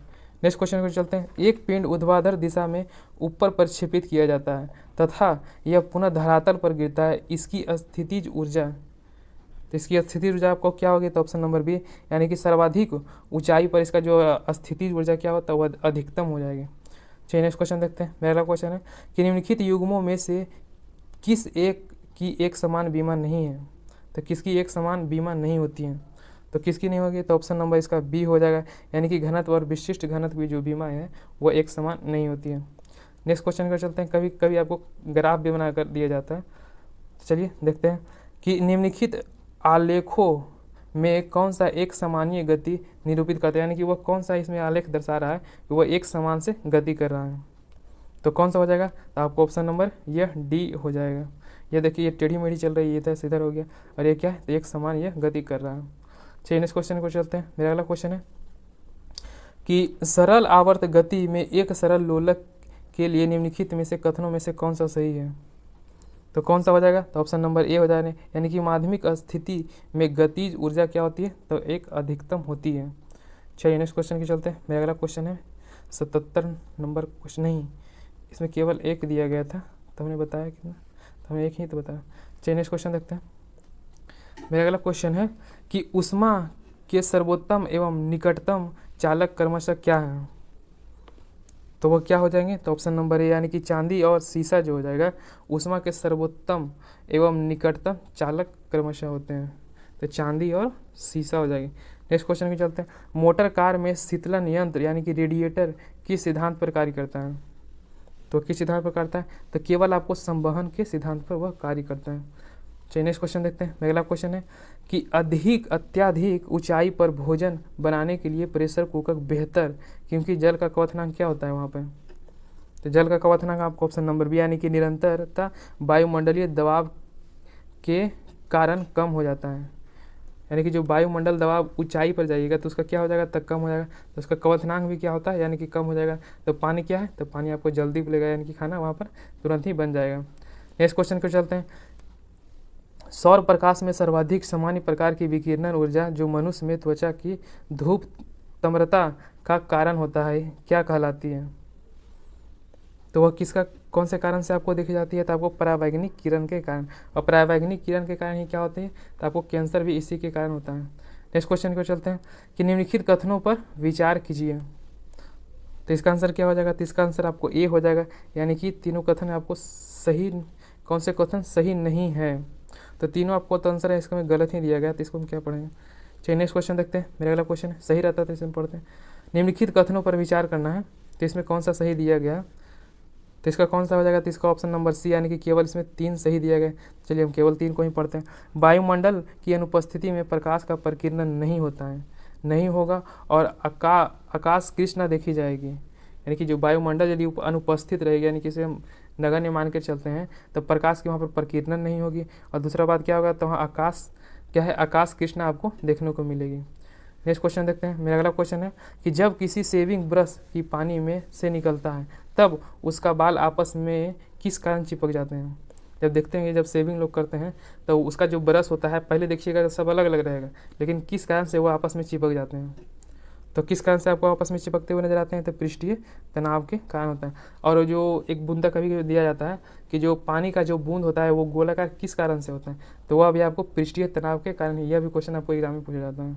नेक्स्ट क्वेश्चन देखते हैं कि सरल आवर्त गति कर रहे कण का कार्यशील बल है, तो वह क्या कार्यशील इसका बल हो जाएगा? तो ऑप्शन नंबर इसका सी हो जाएगा। तो चलिए सी देख लेते हैं कि विस्थापन के अनुक्रमानुपाती होता है और मध्य स्थिति की ओर निर्देशित करता है। चलिए नेक्स्ट क्वेश्चन देखते हैं कि एक मनुष्य द्वारा भूमि पर लगाया गया दाब सबसे अधिक दाब होता है, तो सबसे अधिक दाब कहाँ पर होगी? तो वो हो जाएगी ऑप्शन नंबर बी, यानी कि जब वह एक पैर की उंगली नहीं सॉरी पढ़ते हैं, जब वह एक पैर की पदांगुली पर खड़ा होता है तो उसका दाब क्या होता है? तो उसका दाब सबसे अधिकतम होता है, क्योंकि क्या सबसे जो उसका जो पूरा शरीर का वजन होता है वो सिर्फ किस पर होता है? तो वो आपको उंगली पर ही आ जाती है, इसलिए उसका दाब भी सबसे अधिकतम होता है। नेक्स्ट क्वेश्चन देखते हैं कि संचार में प्रयुक्त फाइबर ऑप्टिकल किस सिद्धांत पर कार्य करते हैं? तो किस सिद्धांत पर कार्य करते हैं? यह भी क्वेश्चन आपको बार बार पूछा जाता है। तो वह आपको हो जाएगा ऑप्शन नंबर डी, यानी कि प्रकाश के पूर्ण आंतरिक परिवर्तन पर वह कार्य करते हैं। नेक्स्ट क्वेश्चन चलते हैं। दोस्तों यदि आपने अभी तक हमारे चैनल को सब्सक्राइब नहीं किया इसे ज़रूर सब्सक्राइब कर लीजिएगा।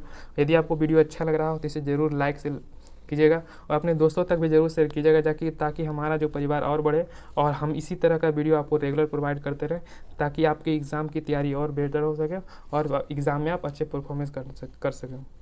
तो दोस्तों यदि आपने चैनल को हमारा सब्सक्राइब नहीं किया तो इसे प्लीज़ ज़रूर सब्सक्राइब कर दीजिए और वीडियो को लाइक भी कर दीजिए और अपने दोस्तों तक भी इसे ज़रूर शेयर कर दीजिए। चलिए नेक्स्ट क्वेश्चन देखते हैं। मेरा अगला क्वेश्चन है कि 287 नंबर क्वेश्चन हो गया कि सीवी रमन को किस क्षेत्र में कार्य करने के लिए नोबेल पुरस्कार से सम्मानित किया? यह भी क्वेश्चन आपके लिए बहुत ही इंपॉर्टेंट है, यह भी क्वेश्चन आपको एग्जाम में पूछा जाता है। तो किस कारण से आपको दिया गया था सीवी रमन को जो नोबेल पुरस्कार दिया गया था वो किस कारण से दिया गया था? तो ऑप्शन नंबर बी, यानी कि प्रकाश के प्रकीर्णन के कारण ही आपको सीवी रमन को नोबेल पुरस्कार दिया गया था। चलिए नेक्स्ट क्वेश्चन देखते हैं। मेरा अगला क्वेश्चन है कि कॉस्मोग्राफ का आविष्कार किसने किया था? तो कॉस्मोग्राफ का आविष्कार किसके द्वारा किया था? तो जेसी बोस के द्वारा कॉस्मोग्राफ का आविष्कार किया गया था। नेक्स्ट क्वेश्चन देखते हैं कि 0 सेंटीग्रेड पर पारद के 760 कॉलम द्वारा लगने वाला दाब क्या कहलाता है? जो 760 mm कॉलम होता है उसमें जो दाब लगता है उसे हम क्या कहते हैं? तो उसे क्या कहते हैं? तो उसे हम कहते हैं एक एक्टियोस्फेयर कहते हैं। क्या? तो एक एक्टिमोस्फेयर उसे हम कहते हैं। नेक्स्ट क्वेश्चन देखते हैं कि the man who knew infinity शीर्षक वाला फिल्म चलचित्र किसकी जीवनी पर आधारित है? तो यह किसकी जीवनी पर आधारित हो जाएगा? तो आपको ऑप्शन नंबर ए यानी कि रामानुज की जीवनी पर। और रामानुज क्या थे? तो एक बहुत ही महान गणितज्ञ थे। नेक्स्ट क्वेश्चन देखते हैं कि कण बोसोन नाम का संबंध किस नाम से है? तो किस नाम से हो जाएगा? तो ऑप्शन नंबर बी यानी कि एस.एन. बोस के नाम से हो जाएगा। नेक्स्ट क्वेश्चन देखते हैं कि रेडियोधर्मिता नापी जाती है। यह भी क्वेश्चन आपको बार बार एग्जाम में पूछा जाता है कि रेडियोधर्मिता नापी जाती है तो किस तरह नापी जाती है, किस, तो इस कौन सा हो जाएगा? तो आपको ऑप्शन नंबर ए यानी कि गिर मूलर काउंटर में यह नापी जाती है। तो दोस्तों हमने आज लूसेंट में जितने इसमें क्वेश्चन दिए गए थे इसमें सारे देखिए आपको कितना, तो सारे आपको इसमें प्रीवियस ईयर ही क्वेश्चन दिए गए थे। 95% इसमें आपको प्रीवियस क्वेश्चन ही देखने को मिले थे। तो दोस्तों इसमें हमने शुरू से लेके यानी कि क्वेश्चन नंबर 1 से लेकर क्वेश्चन नंबर हमने इसमें 192 नंबर तक इसमें हम करा दिए हैं और इसको टोटल एक ही वीडियो में कंप्लीट हो जाएगा। यदि आप इस वीडियो को एक बार से दोबारा देख लेते हैं तो निश्चित रूप से आपको यह पूरा का पूरा याद हो जाएगा। यदि आप सोचिएगा कि एक बार में हम इसे याद कर लें तो एक बार में याद करना थोड़ा मुश्किल हो जाता है, और दोबारा देख लीजिएगा तो यह जरूर निश्चित रूप से याद हो जाएगा, क्योंकि यह सारे जो क्वेश्चन दिए गए हैं आपको इजी टू मॉडरेट लेवल के इसमें क्वेश्चन दिए गए हैं।